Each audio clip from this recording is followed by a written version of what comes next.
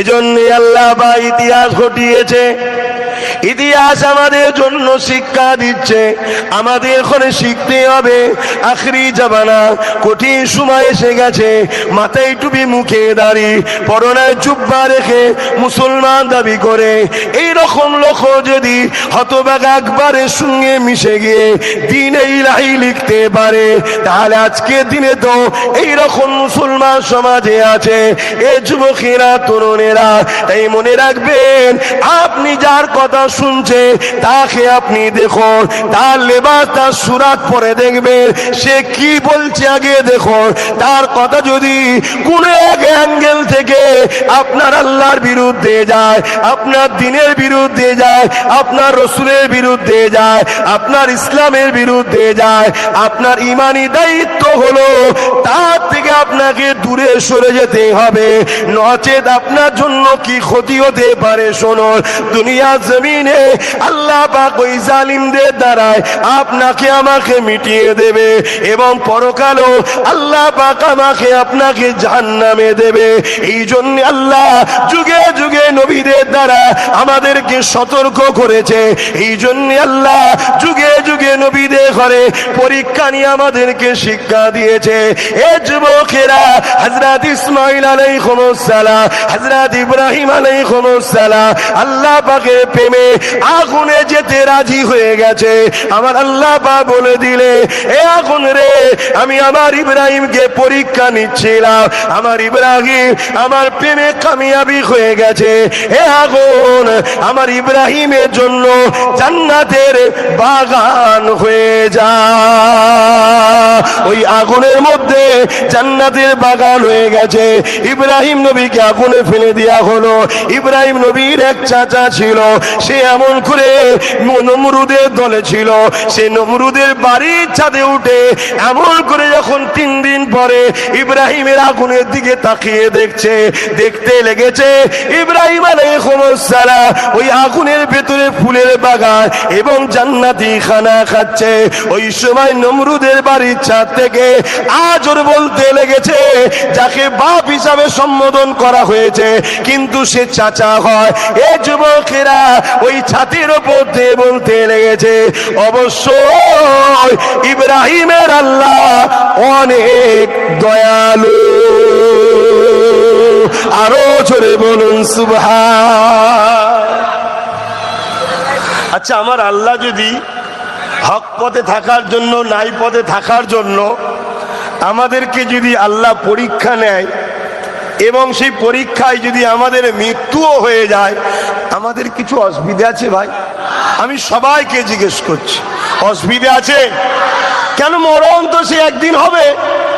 যদি আল্লাহর খুশির জন্য হয়, হকের পক্ষে হয়, ন্যায়ের পক্ষে হয়, গরিবের পক্ষে হয়, মানবতার পক্ষে হয়, ইনসাফের পক্ষে হয়, তাহলে এ মরণ তো আমাদের জন্য বড় কামিয়াবি, বড় খুশির বিষয়। জোরে বলুন সুবহানাল্লাহ। আহা, আখিরি জামানা, আল্লাহ আমাদেরকে পরীক্ষা নেবে। কি গো আমার যুবকরা, ধৈর্য আছে তো নাকি? এখন যদি সন্ধ্যার পর আবার জলসা হয়, ধৈর্য থাকবে? কার কার ধৈর্য থাকবে একটু দেখি হাতটা লম্বা করে তোলো তো। এই ধৈর্য থাকবে? যাক, দেখা যাক কতদূর আল্লাহ নিয়ে যায়। না ধৈর্য হারা হয়ে যাচ্ছে? হ্যাঁ, আমি তো ভাবছিলাম নওশাদকে বলবো, ওর সাথে কথা বলাই সময় পাইনি, এখন বিরাট বড় ভিআইপি হয়ে গেছে। আজকে নাকি শুনছি তোমাদের এলাকায় এসছে। কোথায় আছে? হ্যাঁ, ও যে আমার কথা বলার সময় হয়নি। ও কখন ঢোকে আর আমি কখন বেরোই ও জানে না, আমিও জানি না। কথা বুঝে আসছে? এই গত পরশু দিন আমি এলাম মালদা থেকে, ও গতকালকে এলো মুর্শিদাবাদ থেকে। ছুটছে, আমিও ছুটছি, ওর ছুটছে। আল্লাহ আমাদেরকে শুধু ছুটি করাচ্ছে। কথা বুঝে আসছে না? নাই তো সেই জায়গায় আমি ওকে ভাবছিলাম বলবো যে ভাঙরে একটা আমি প্রোগ্রাম করবো, রে তোর আপত্তি নেই তো? কেন, ওকে জিজ্ঞেস করা দরকার। জানি ভাঙর দাদা হুজুরের, আর পাশাপাশি সুলতান আসগার আলী হুজুরের, জানেন তো নাকি? হ্যাঁ, ভাঙরের সুলতান ইনি, জানি। তারপরেও ছোট তো, আমি বড় হয়ে গেছি। বড়োর ওপরে ঝড়ঝাপটা বেশি হয়, ছোটদের আবদার বেশি থাকে, তাই তো নাকি? এই জন্যে আমি ভাবলাম ওকে একদিন দেখা হলে বলবো, সময় পাচ্ছি না, একটা প্রোগ্রাম করতে চাইছি ভাঙরে, একটু আপনাদের কাছে শেয়ার করছি, আপনারাও কি বলছেন দেখি, করব কি করব না। আরে শুনবেন তো কি প্রোগ্রাম? সেই প্রোগ্রামটা হচ্ছে ভাঙরের 1000-এর ওপরে, শুনছি নাকি 1000-এর ওপরে যুবক ওয়াকাফের জন্য জেল খেটেছে। এটা কি সত্য? যারা আমার মসজিদের জন্য, যারা আমার মাদ্রাসার জন্য, যারা আমার কবরস্থানের জন্য, যারা আমার ওয়াকাফের জন্য, পাশাপাশি ওয়াকাফ কালা কানুনটা কেন্দ্র সরকার যে করেছে সংবিধান বিরোধী আইন, অর্থাৎ কেন্দ্র সরকার সংবিধানের বিরুদ্ধে কাজ করেছে, তাই সংবিধানের পক্ষেও যারা দাঁড়িয়ে এই জেল খাটলো, এরা তো বীর, এই এদের ঘরে বীর পুরস্কার দিবার জন্য একটা প্রোগ্রাম করতে চাইছে। আপনারা কি রাজি আছে? সেটা কোথায় হবে আগে ওকে জিজ্ঞেস করি। আমি তো করতে চাইছি, ওদেরকে বীর খেতাব দিয়ে পুরস্কার দিয়ে হবে, যে ওরা মসজিদ মাদ্রাসা কবরস্থান ঈদগাহকে বাঁচাবার স্বার্থে কেন্দ্র সরকার, ফ্যাসিস্ট সরকার, স্বৈরাচারী মোদী সরকারের বিরুদ্ধে লড়াই করতে নেমেছিল, কিন্তু আমার রাজ্যের অপদার্থ কেন্দ্রের সরকারের দরদি সরকার, তারা প্রশাসন দিয়ে ওই ছেলেগুলোকে নাকি মিথ্যা কেস দিয়ে ভরে দিয়েছে, তারা আজকে নাকি জামিন হয়েছে। তাই সেই যুবকগুলোকে বীরের খ্যাত দেওয়া দরকার, যে 10 বছর ধরে ওয়াকাফ নিয়ে আমি আন্দোলন করছি, আমাকে এখনো খোদা জেলে দিল না, অত বড় বীরত্ব সম্মান আমি পেলাম না, তোরা যেটা পেয়েছিস, তাই তোদেরকে একটু ফুলের মালা আমি পরিয়ে দিই, তাতে 1000 ছেলেকে পড়াবো আমি মালা।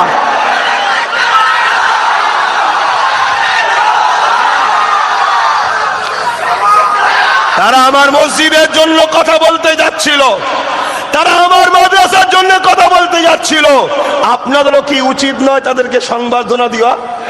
কি বলছেন, দেওয়া উচিত আছে না? তাই আমি একটুখানি ওর সাথে সময় পাচ্ছি না, তবে করব, খুব শিগগিরই প্রোগ্রামটাই করব। সেই জায়গায় আপনারাও বলছেন হোক নাকি, যে তো সেইখানে আরো আলোচনা ওয়াকাফ নিয়ে হবে। তবে আমি এই মজলিস থেকে আপনাদেরকে একটা কথা বলবো, আল্লাহ আমাদেরকে অনেক ভালোবাসে, তাই তাই জালিমের মুখ থেকে হক করে ফক কথা বেরিয়ে পড়েছে। হক কথা ফক করে বেরোয় না, কেন কথা আছে না? আরে আমরা বাপ বেটা বসে আছি, ভাই বোনে বসে আছি, ভাই ভাই বসে আছি, এই কচি তোদের অসুবিধা হচ্ছে? অসুবিধা হচ্ছে? অসুবিধা হয়নি বলছে। সেই জায়গায় হক কথা ফক করে বেরিয়ে বলেছে। কেন্দ্র সরকার ওয়াকাফ কালা কানুন তৈরি করেছে। গত 10 বছর ধরে আমি ওয়াকাফ নিয়ে আন্দোলন করছি। তোমাদের এই ভাঙরের ঘটকপুকুরে বাস স্ট্যান্ডে আমি আন্দোলন করেছি, নিশ্চয়ই সাক্ষী আছো। আমি বলেছিলাম একটা দিন আসছে মসজিদ আমাদের থাকবে না, মাদ্রাসা আমাদের থাকবে না, কবরস্থান আমাদের থাকবে না, ঈদগাহ আমাদের থাকবে না। আন্দোলন করো, লড়াই করো, রাজপাওয়ার তৈরি করো। এতে অনেক আলেম উলামা, অনেক নামধারী মুসলমান আমার সমালোচনা করেছে না করেনি? আজকে বলো ওয়াকাফের বিরুদ্ধে বিল হয়েছে না হয়নি? মসজিদ মাদ্রাসা ভাঙা হচ্ছে না হয়নি? মসজিদ মাদ্রাসা ধ্বংসের দিকে দিয়ে যাচ্ছে না যায়নি? গত 10 বছর ধরে বলছি, কিন্তু দুঃখের সাথে বলতে হয় আমার কথাকে গুরুত্ব সেদিন দেয়নি। এরপরে এখনো সময় আছে, কেটে গেলেও একটু হলেও কিন্তু জুড়ে আছে। সুপ্রিম কোর্টে কেস চলছে, কিন্তু সুপ্রিম কোর্টে কেস চলছে বলে চুপ থাকলে হবে না। কিছু মুনাফেক বলবে, কিছু গাদ্দার বলবে আরে কেস চলছে এখন চুপ থাকো। আরে বাবরি মসজিদেরও তো কেস চলছিল, চুপ ছিল বলেই তো সংবিধান বিরোধী রায় হয়ে গেল। আজ যদি ওয়াকাফ নিয়ে আমরা চুপ করে যাই, তাহলে দেখবেন চুপি চুপি আইন তৈরি হয়ে যাবে, ওখান থেকেও বলে দেবে লাগু করে দাও। তাই আন্দোলন আল্লাহর ঘরের জন্য, মসজিদ মাদ্রাসা কবরস্থান মুসলমান আমাদের পেহচানের জন্য এই আন্দোলন করা দরকার আছে না নয়? কিন্তু দুঃখের সাথে বলতে হয় আন্দোলনটা হবে কেন্দ্র সরকারের বিরুদ্ধে। আন্দোলনটা হবে, জোরে বলুন, কেন্দ্র সরকার কালা কানুন তৈরি করেছে। কেন্দ্র সরকার মসজিদ মাদ্রাসা কবরস্থানের বিরুদ্ধে আইন করেছে। তাই কেন্দ্র সরকারের বিরুদ্ধে লড়াই হবে, কিন্তু হঠাৎ করে দেখি আমার রাজ্য সরকার দরদ দেখিয়ে নাক গলিয়ে দিয়েছে। এখানে হবে না, এখানে হবে না। আমি জানতে চাইছি, এ বাংলা কি ভারতবর্ষের অঙ্গ নয়? এ বাংলা কি কারো বাবাকালী সম্পত্তি নাকি? যেখানে মসজিদের জন্য বলা যাবে না, এখানে মাদ্রাসার জন্য বলা যাবে না, এখানে কবরস্থানের জন্য বলা যাবে না, এখানে আমরা আমাদের কথা বলতে পারবো না, এ কথা বলা যাবে না। যে বলছে সে ঠিক বলছে না ভুল বলছে? জোরে বলুন। এবারে চলে শুন, প্রথম ধর্মীয় মাহফিল তো শরিয়াতের একটা মশলা আপনাদের শোনায়, আর এই মশলা আপনারা নোট করছেন সবাই। মুফতি মৌলানা আলেমদের ঘরে দেবেন, কারো যদি দম থাকে ফতোয়াটা কেটে দিতে বলবেন, দালাল গুলোকে চিনবো। তাহলে ফতোয়া কি? রসুল বলছে অন্যায় দেখলে হাত দিয়ে রাখো, অন্যায় দেখলে হাত দিয়ে রাখো। যদি হাতে ক্ষমতা না থাকে মুখ দিয়ে রাখো, মুখে যদি ক্ষমতা না থাকে অন্তর থেকে ঘৃণা করে দূরে সরে যাও। কেন্দ্র সরকার সংবিধান বিরোধী ওয়াকফ কালা কানুন তৈরি করেছে, এটা নাই করেছে না অন্যায় করেছে? তাহলে রাসূলুল্লাহর হাদিস অনুযায়ী এই কালা কানুনের বিরুদ্ধে হাত দিয়ে লড়াই করতে হবে। যদি হাতে ক্ষমতা না থাকে মুখ দিয়ে প্রতিবাদ করতে হবে। যদি মুখে ক্ষমতা না থাকে অন্তর থেকে ঘৃণা করতে হবে। যদি এই তিনটের মধ্যে কোনোটা না থাকে রাসূলের হাদিস অনুযায়ী তার মধ্যে ঈমান থাকবে না। সারাসার কথা। দ্বিতীয় নম্বর কথা, কেন্দ্র সরকারের ওই কালা কানুনের বিরুদ্ধে পশ্চিম বাংলাতে আন্দোলন করা যাবে না। যদি কেউ পশ্চিম বাংলায় আন্দোলন করে, গুলোগুলি করে, সব থেকে বড় দুশ্মন আমি হব। রাজ্য সরকার এমনটা কথা বলেছে না বলেনি? এই কথাটা নাই বলেছে না অন্যায়? জোরে বল নাই না অন্যায়? অন্যায়ের বিরুদ্ধে হাত দিয়ে লড়তে হবে। রাজ্য সরকারের এই কথার বিরুদ্ধে হাত দিয়ে লড়াই করতে হবে। যদি হাতে ক্ষমতা না থাকে রাজ্য সরকার এই অন্যায়ের বিরুদ্ধে মুখ দিয়ে প্রতিবাদ করতে হবে। যদি মুখ দিয়ে প্রতিবাদ করতে না পারো অন্তর থেকে ঘৃণা করতে হবে। এই তিনটের মধ্যে কোনোটা যদি না থাকে রাসূলুল্লাহর হাদিস অনুযায়ী তার মধ্যে ঈমান নাই, ঈমান নাই, ঈমান নাই।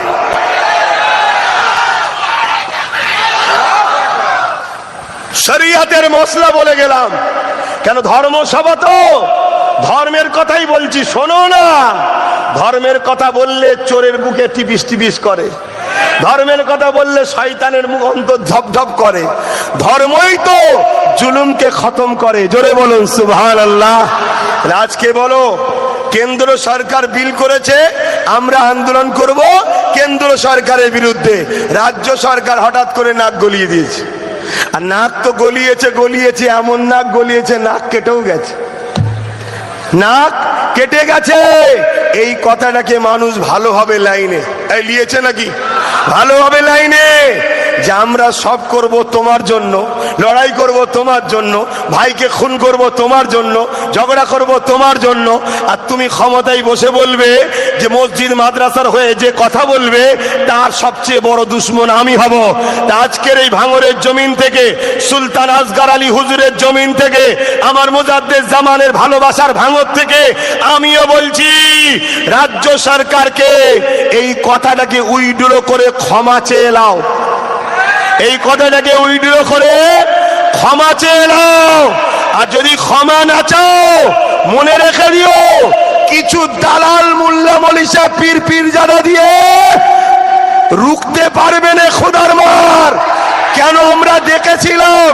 আমরা দেখেছিলাম বিগত দিন বুদ্ধদেব বাবু একটা কথা বলেছিল, মাদ্রাসায় নাকি জঙ্গি হয়। এই মুসলমান তাকে এমন সাইজ করেছে একেবারেই বেচারি মনের দুঃখে চলে গেছে। শুনছেন না শোনেন? কেন? আমরা হতে পারি গরিব, আমরা হতে পারি অসহায়, আমরা হয়তো রাজনীতিতে অংশগ্রহণ করিনি, তাই আমরা এর পাশে ওর পাশে তার পাশে দাঁড়াই, এর সহযোগিতা জোর সহযোগিতা নিতে পারি, কিন্তু তার বলে এমনটা নয় যে আমার মসজিদের দুশ্মনকে আমরা বুকে নেবো, আমার মাদ্রাসার দুশ্মনকে বুকে নেবো। তাই আগামী দিন যদি ক্ষমা না চায়, জীবনের শেষ রক্ত দিয়ে হলো এর বিরুদ্ধেও যেমন লড়াই হবে, কেন্দ্রের বিরুদ্ধেও লড়াই হবে। রাজি আছেন না? না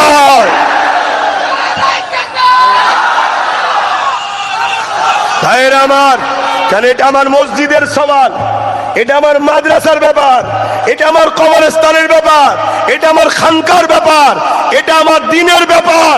আর মুনাফিক গুলোকে চেনেন, মুনাফিক গুলোকে চেনেন। এই জাতির সব থেকে বড় ক্ষতি করেছে কে জানেন? একদল নামধারী মাথায় টুপিওয়ালা মুনাফিক মুসলমানরা আমাদেরকে ক্ষতি করেছে। দ্বিতীয় নম্বর হলো কারা?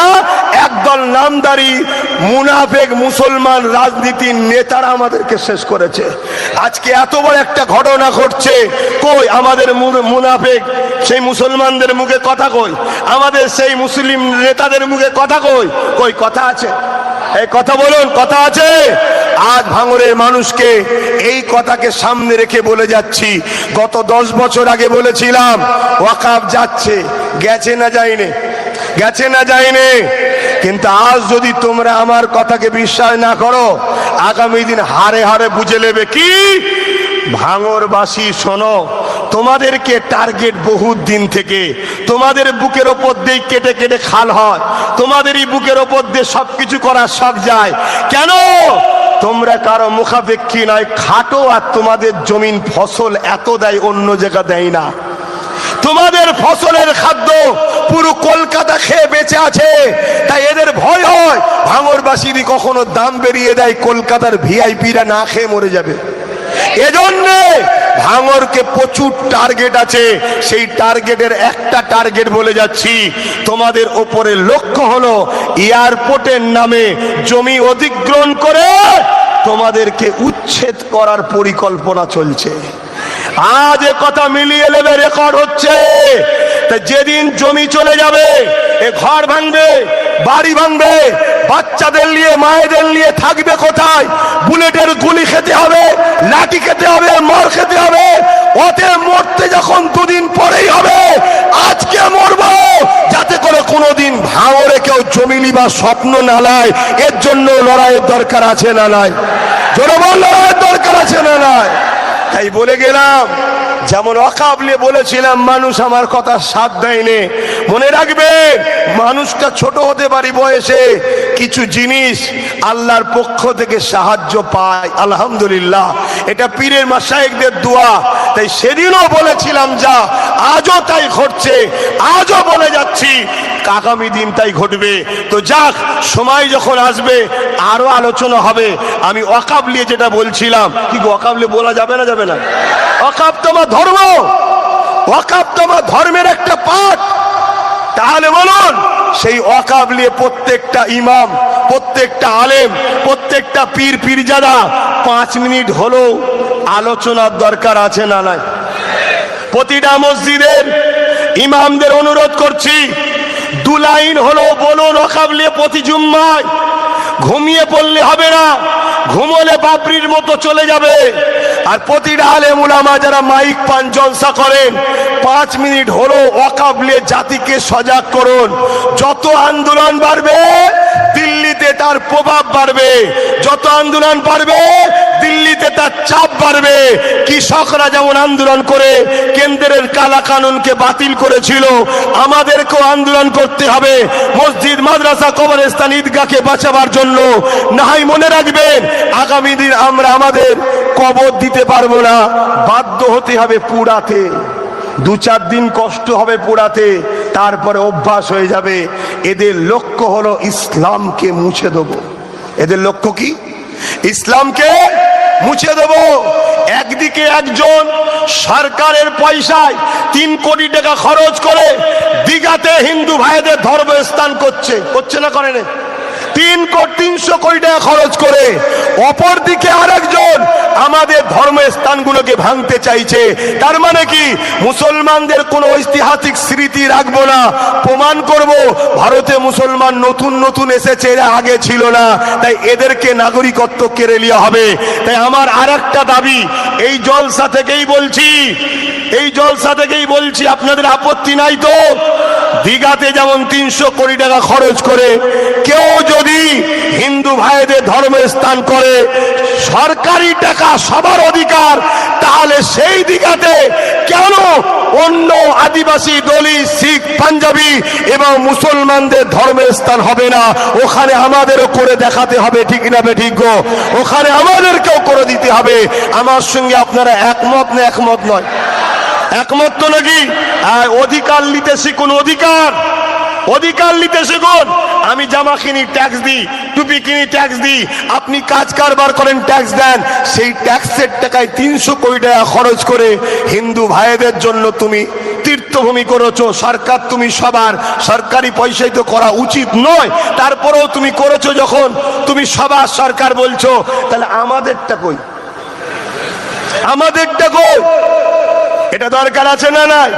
আমাদের করবে না, উপরন্তু আমরা আমাদের মসজিদকে বাঁচাতে চাইবো, বলবে বাঁচানোর জন্য কথা বলা যাবে না।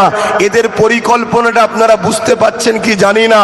এদের পরিকল্পনা হলো 80, 90, 100 বছর আগে থেকে যত ঐতিহাসিক মসজিদ, মাদ্রাসা, কবরস্থান আছে, যেগুলোর কাগজ নেই। শুনছেন তো নাকি? যদিও থাকে, সে কাগজ খোলার মতো উপায় নেই, খুললেই মরমর করে ভেঙে যাবে। শুনছেন তো নাকি? তাহলে এইগুলোকে দখল করে নাও, ভেঙে আদানি আম্বানিকে দিয়ে দাও। দিয়ে দেওয়া হয়ে গেলে কি হবে?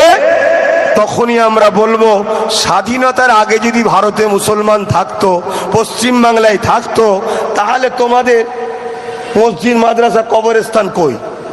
শুনছেন তো নাকি?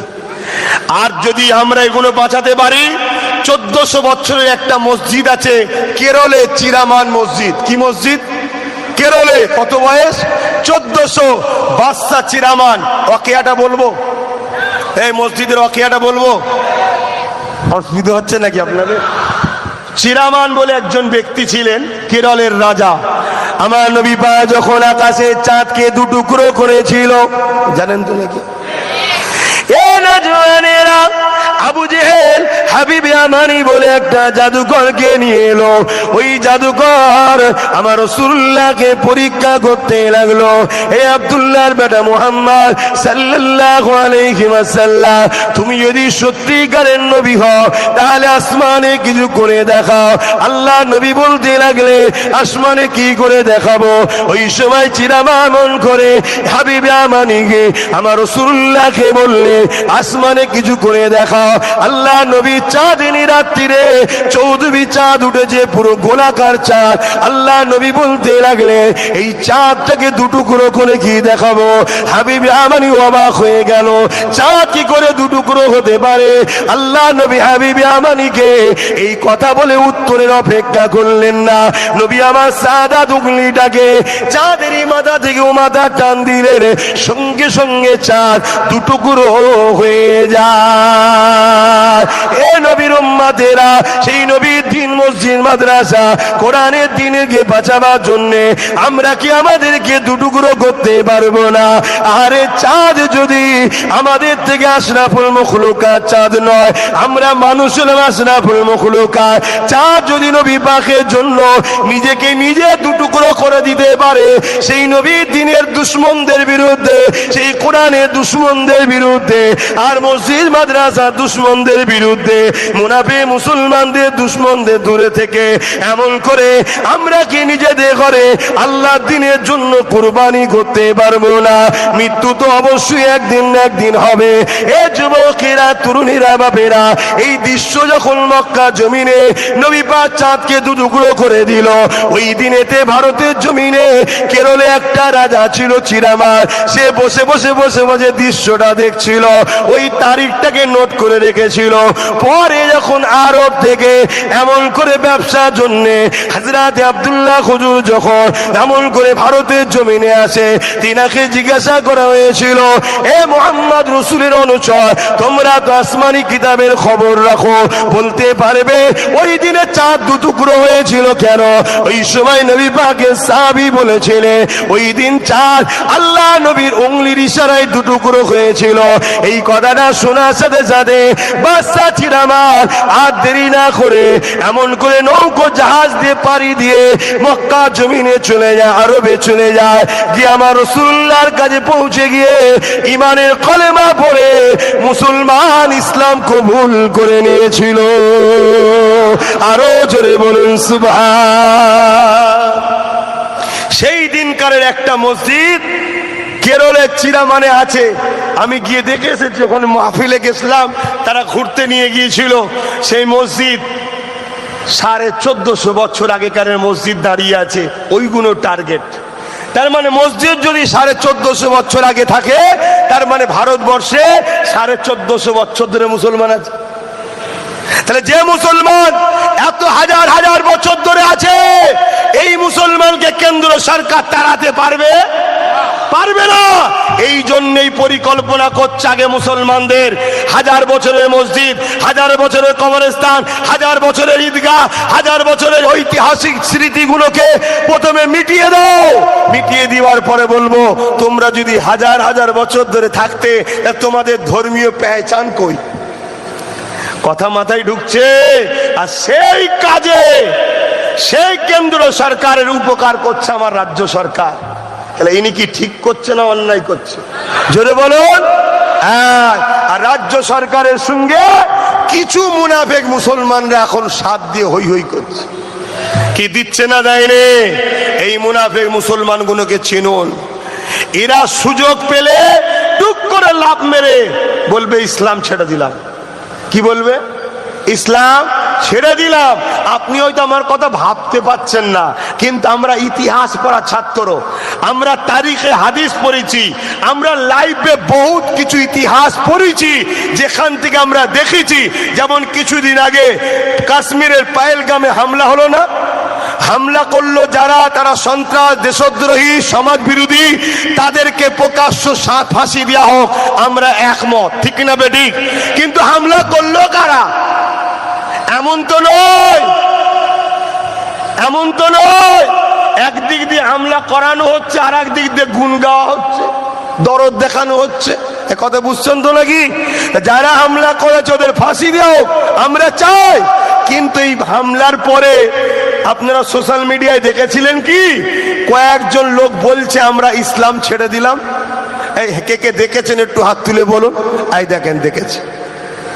এগুলো সব রাখা আছে। আমি আর একটু বলছি, আপনারা শুনুন। অন্য ধর্ম থেকে মানুষ ইসলামের দিকে আসছে না, আসে না? এই জোরে বলেন। কিছু কিছু লোক ইসলাম থেকে অন্য ধর্মে যাচ্ছে না, যায় না? অন্য ধর্ম থেকে ইসলামে আসলে সেগুলোর প্রচার হয়, সেগুলোকে জানা যায়। ইসলাম থেকে অন্যদিকে যাচ্ছে, সেগুলো কোথায় যাচ্ছে? সেগুলোর খবর কি? সেগুলো কোনো প্রচার হয় না। সেগুলোকে ইসলাম বিদ্বেষীরা ট্রেনিং দিচ্ছে। তুই মুসলমান সেজেই থাক, তোর নামটা মুসলমানই রাখ, তোকে আমরা পিছন থেকে অর্থ দেবো, প্রশাসন পাওয়ার দেবো, বোম বন্দুক দেবো, তুই ক্ষমতা দখল কর, দখল করে মুসলমানদের উপরে হুকুমত চালা, মুসলমানকে তেড়ে ফুড়ে বেরোতে দিবি না, মুসলমানকে মাথা তুলতে দিবি না। যখন সময় হবে তোরা টুক করে লাভ মেরে চলে আসবি। এই পরিকল্পনা আজও চলছে। আমি জানি না আমার কথা আমার যুব সমাজ নিতে পারছে কিনা, কিন্তু আমার ডিউটি আছে। আল্লাহ আমাকে ডিউটি দিয়েছে। উম্মতে মুহাম্মাদিকে বুঝাবার জন্য নবীর মেম্বারে উঠেছি। এই উম্মতে মুহাম্মাদিকে বলে যাচ্ছি, খুব কঠিন পরিস্থিতি আসছে। লুহা না হলে লুহা কাটা যায় না। জালিমদের মোকাবেলা করতে গেলে জালিমরা যে পাওয়ারে করছে, ওই পাওয়ারকে দখল করতে হবে।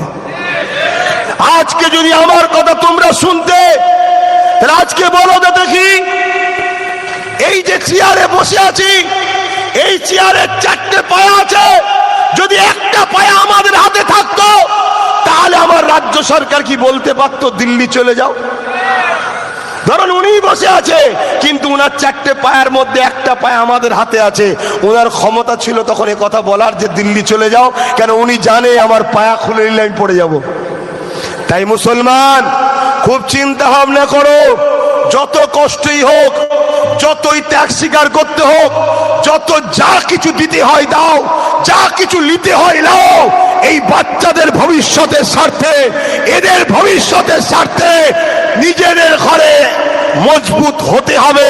50, 60, 70টা লাঠি তৈরি করতে হবে কুকুর মারার জন্য, নাই আগামী দিন বাঁচতে দেবে না এরা। তোমাদেরকে বারবার বলে যাচ্ছি, আমি আব্বাস সিদ্দিকী আমাকে নিয়ে বলছি না, এই যে আমাকে প্রায় কয়েকশো মোটরসাইকেল তকবীর দিয়ে ইস্তেকবাল করতে করতে নিয়ে আসছে, এরা গেলে আমার টেনশন বেশি বেড়ে যায়। কারণ এরা কখন যে কার সঙ্গে তর্ক লেগে যাবে আমি পেরেশানে পড়ে যাব। আমি একা থাকলে আমার বড় শান্তিতে থাকি, কেন আমার সঙ্গে যে তর্ক করবে আমি তার সাথে করব। আমি এতটুকু জানি, কেউ যদি দুনিয়ার কোনো বেঈমানের পিছনে ঘুরলে, বেঈমান অত্যাচারী যদি তাকে মনে করে যে আমার সেফটির জন্য কিছু দিয়ে রেখেছে, তাহলে আমি তো আমার আল্লাহর দ্বীনের জন্য ঘুরছি। আমার বিশ্বাস, আমার আল্লাহ আমার জন্য ফারিস্তা নিযুক্ত করে রেখেছে। অতএব এখন দোয়া হবে। কথা এসে গেছে যখন বললাম, যারা আমার সঙ্গে এসেছিলে মোটরসাইকেলে, যে যার মতো ঘরে যাবে, আমার সঙ্গে যাবে না। তোমরা গেলে আমি বেশি টেনশনে থাকি ভাই, শুনছেন না শোনেন নে, আমি বেশি টেনশনে থাকি। দোয়া করবো না বাদ দিয়ে দেবো? এই মাহফিলটা হলো খুশি না বেজার গো? কিছু কথা বললাম অকাবলে বলার জন্য কারো কোনো আপত্তি হলো নাকি? এই অকাবলে আপত্তি হলো? আর মোমেনকে মুনাফেককে চিনাবার জন্য কয়েকটা কথা বললাম, আপত্তি হলো? আসুন একটু দাঁড়িয়ে যাই, সালাম দেবো। ইয়া নবী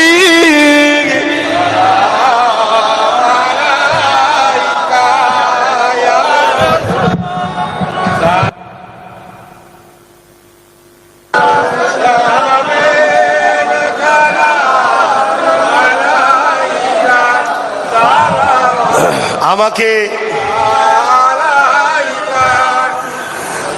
এসেছিলাম একটু সংক্ষেপে হাজিরি দেওয়া, কেন এই গরমে জলসা করা যাবে না ভাই, জলসা করতে পারছি না, গরম, এত গরম। কথা বুঝে আসছে? আর আমি তো আস্তে আস্তে কথা বলতে পারি না, জানেন আপনারা। তো রোজ ঘামছি, রোজ শুকোচ্ছে, কথা বুঝলেন?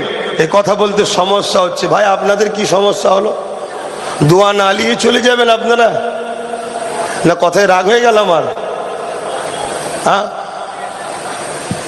দোয়া না নিয়েই গুটি কতক লোক চলে যাচ্ছেন, কি ব্যাপার? ও বাইক নিয়ে বেরোতে পারবে না? ভয় লাগছে নাকি পিছনে পড়ে গেলে কেউ যদি টেনে নেয়? আচ্ছা আমি নামাজ পড়ে শেষেই বেরোবো খনি, যা আমি অন্ধকারেই বেরোবো খনি। আরে কখনো কখনো নিজেকেও টেস্ট করতে হয়, আমি হকের ওপরে না ভুলের ওপরে। হকের ওপরে থাকলে বেশাক আল্লাহ সাহায্য থাকবে, ঠিক না বে? ঠিক গো, মাথায় ঢুকছে? তাহলে আন্দোলন বাংলায় হবে না হবে না? জোরে বোন হবে না হবে না? হাত তুলবন হবে না হবে না? হাত তুলবন হবে না হবে না? কার সাথে করবে? কার সাথে করবে? যারা দালালি করতে নামছে তাদের সাথে। একটু বুঝে বুঝে কাজ করতে হবে না হবে না? হাফ পান পরওয়ালাদের সঙ্গে ইমাম এসে করবেন না। এখন আমি সালাম দেবো, আপনাদের অসুবিধা হচ্ছে। সালাম দিবার পর একটা জরুরি ঘোষণা দেবো, জরুরি একটা এলান দেবো। প্রয়োজন হয় আমিও যদি ডাকি আপনারা আমাকে সাথ দেবেন। কেউ থাকবে না, আমি একা থাকবো, সাথ দেবে। কারা কারা সাথ দেবেন হাত তুলে সাক্ষী দেন। ধোকা নয় তো? ধোকা নয় তো? হাত নামান। কোথায় ডাকবো সেই বিষয়ে একটু বলছি, আগে সালামটা দিয়ে নি। হে নবী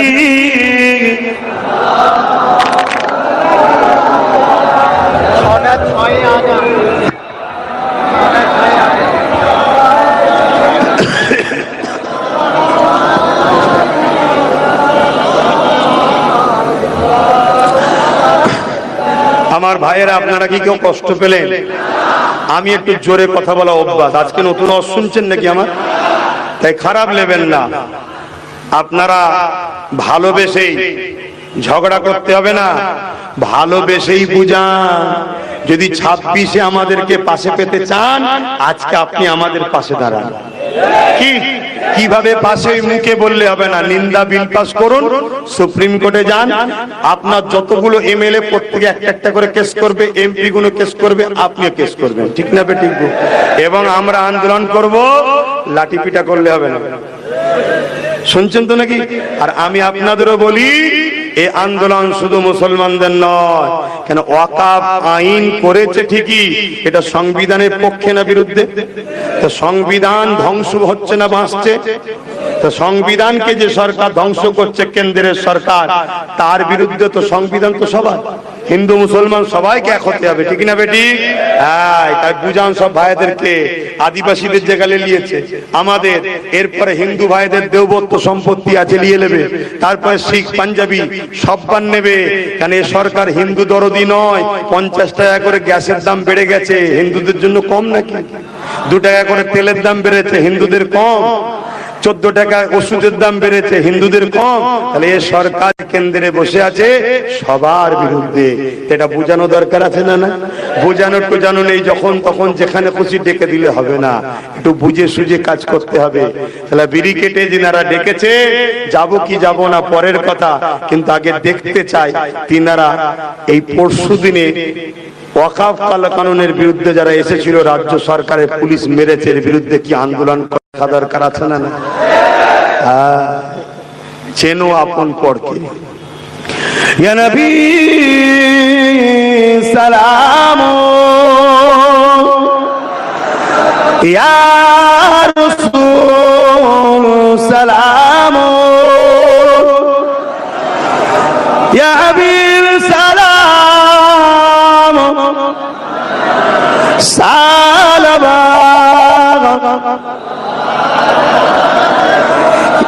পড়িল আল্লাহ আরো বাণী, পোহালো দুঃখে রজনী, হইল জগৎ অনুরানী, আমেনা নয়নের মনি, নবী সালাম, ইয়া রাসূল সালাম, ইয়া হাবিব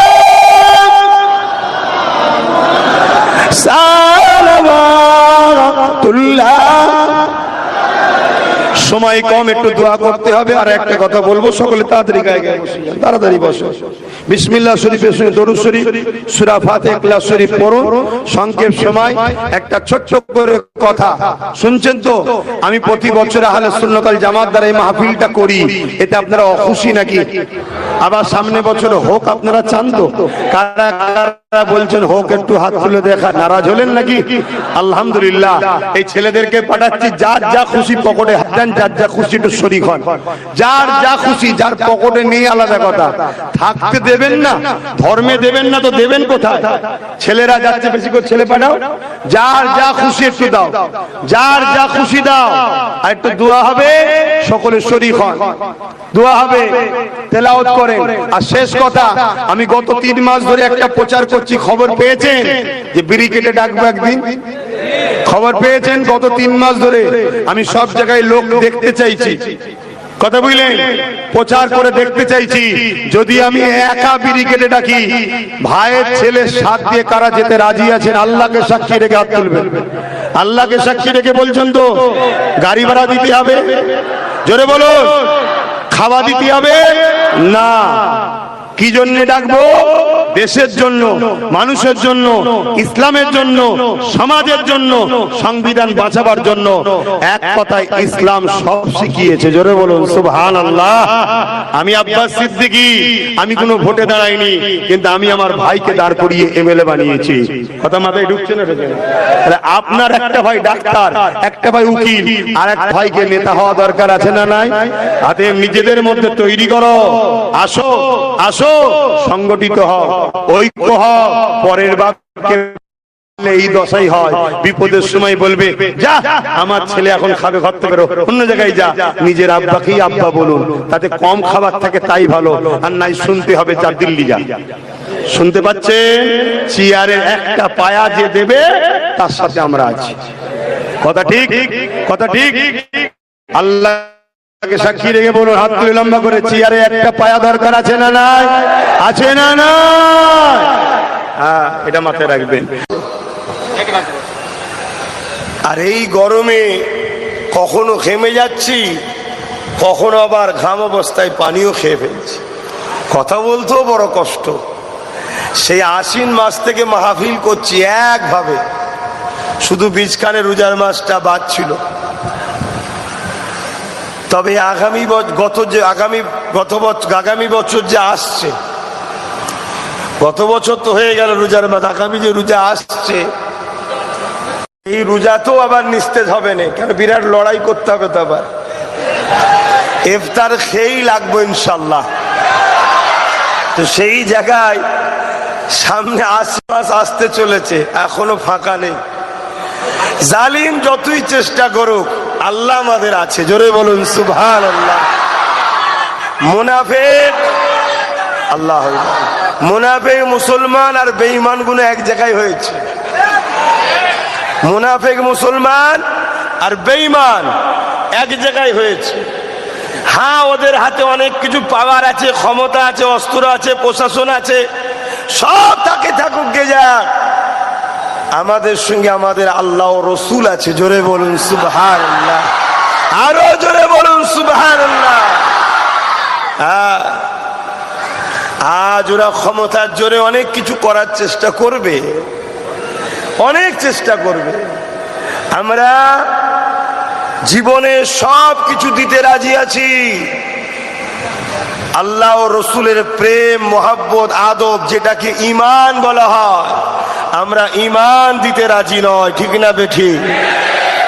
আসুন, আখরি জামানা, দুনিয়া শেষের দিকে আল্লাহ নবী বলছেন, হাতের তালুতে আগুন রাখার থেকেও ঈমান বাঁচানো বড় কষ্ট হবে।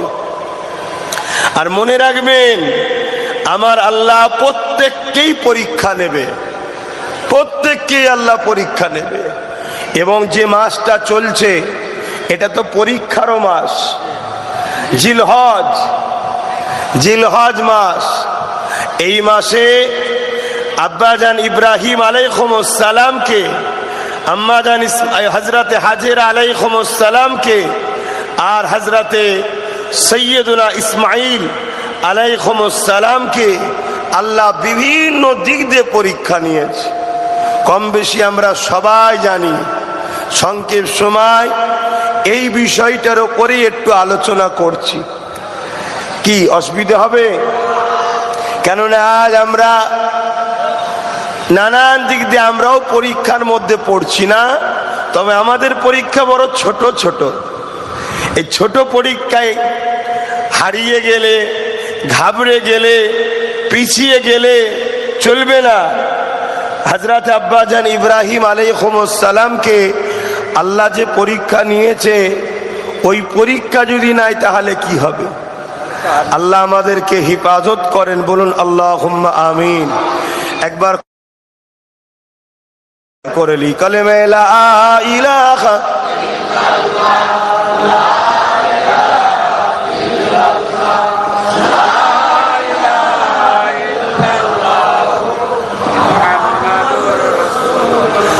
حسبي ربي جل الله ما في قلبي خير الله نور محمد صلى الله حق لا إله إلا الله لا إله إلا الله لا إله لا إله إلا الله محمد رسول الله اللهم صل على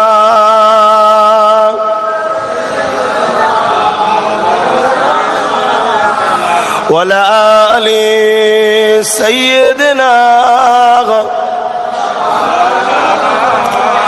উপস্থিত আমার আব্বা জানেরা, আমার নজওয়ান তরুণেরা, যুবকেরা, ছোট ছোট বাচ্চারা, পর্দার আড়ালে অবস্থিতা আমাদেরই সকলের মা ও বোনেরা, আল্লাহ পাকের দরবারে শুকরিয়া। আল্লাহ পাক আজ আমাদের এরকম একটা ফিতনার সময়, যেদিকে পুরো পৃথিবী জুড়ে ইসলাম ও মুসলমানকে মিটাবার জন্য মানুষ এক শ্রেণীর উঠে পড়ে লেগেছে। এক শ্রেণীর মানবরূপী পশু, তারা সর্বসময় চাইছে ইসলামকে মুছে দেব, মুসলমানকে মিটিয়ে দেব। পুরো পৃথিবী জুড়ে এই ষড়যন্ত্র চলছে। ঠিক এইরকম একটা ভয়ানক পরিস্থিতিতেও আজ আল্লাহ আমাদের ঘরে হাজার হাজার মানুষকে একত্রিত করে আল্লাহ এমন একটা জায়গায় বসতে দিয়েছেন, যে জায়গায় বসার দরুন আল্লাহ আমাদের উপরে খুশি হয়ে গেছে। জোরে বলুন সুবহানাল্লাহ। আল্লাহ নবী বললেন, তিনটে জায়গাতে বসলে আল্লাহ খুশি হয়। আমি যা কিছু বলবো মনে রাখবেন, দ্বীন ইসলামেরই কথা বলবো, কেন আমাদের মডেল মুহাম্মদ সাল্লাল্লাহু আলাইহি ওয়াসাল্লাম, অন্য কেউ নয়। হুজুর পাক সাল্লাল্লাহু আলাইহি ওয়াসাল্লাম বললেন, তিনটে জায়গাতে বসলে আল্লাহ বড় খুশি হয়।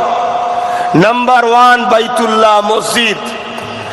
নাম্বার 2 মা বাপের মুখের দিকে চেয়ে যখন সন্তানেরা বসে, আল্লাহ ওই সন্তানের উপরে রাজি খুশি হয়ে যায়। জোরে বলুন সুবহানাল্লাহ।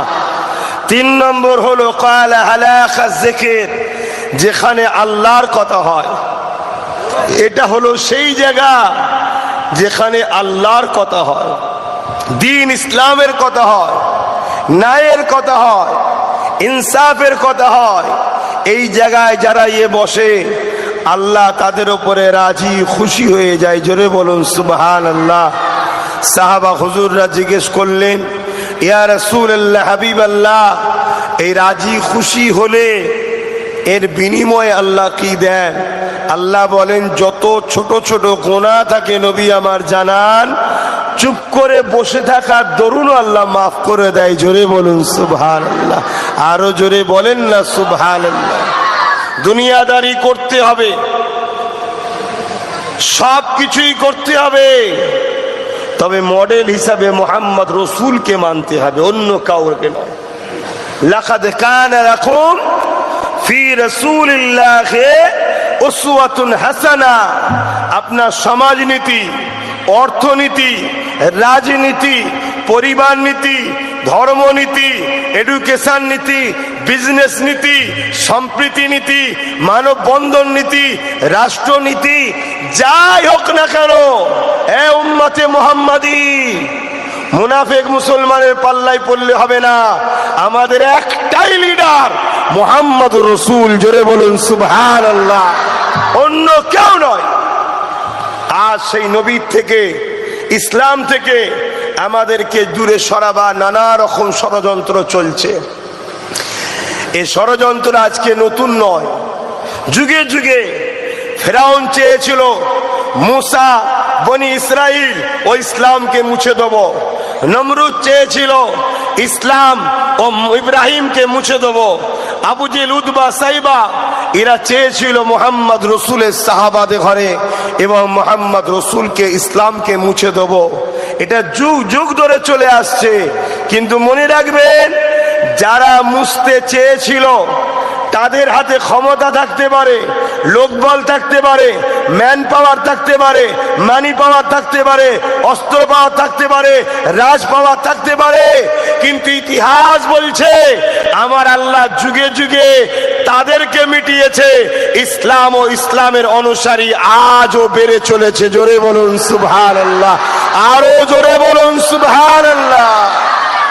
আজকের দিনে তো পৃথিবী জুড়ে নতুন করে আবার ইসলাম বিদ্বেষীরা মাথাচাড়া দিয়েছে।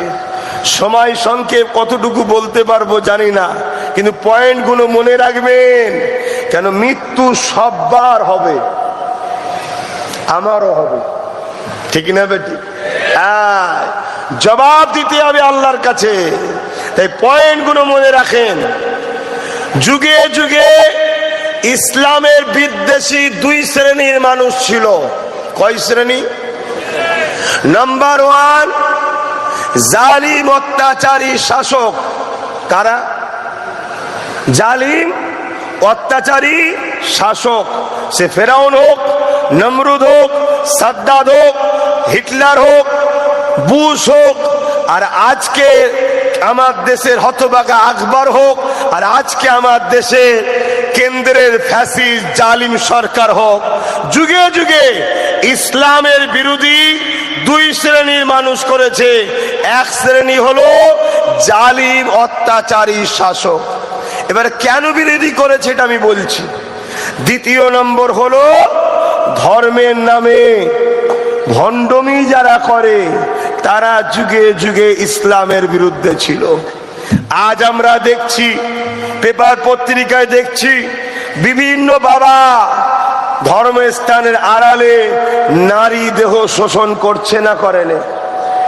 এরাও ইসলামের বিরোধী। কিন্তু এরা যতই বিরোধী করুক, এরা মাথা তুলে কখনো কথা বলার সাহস পায়নি। যখনই এই দুই শ্রেণীর সঙ্গে মুনাফিক মুসলমানরা সাথ দিয়েছে, তখনই এরা ফোঁস তুলেছে, তখনই এরা মাথা তুলেছে।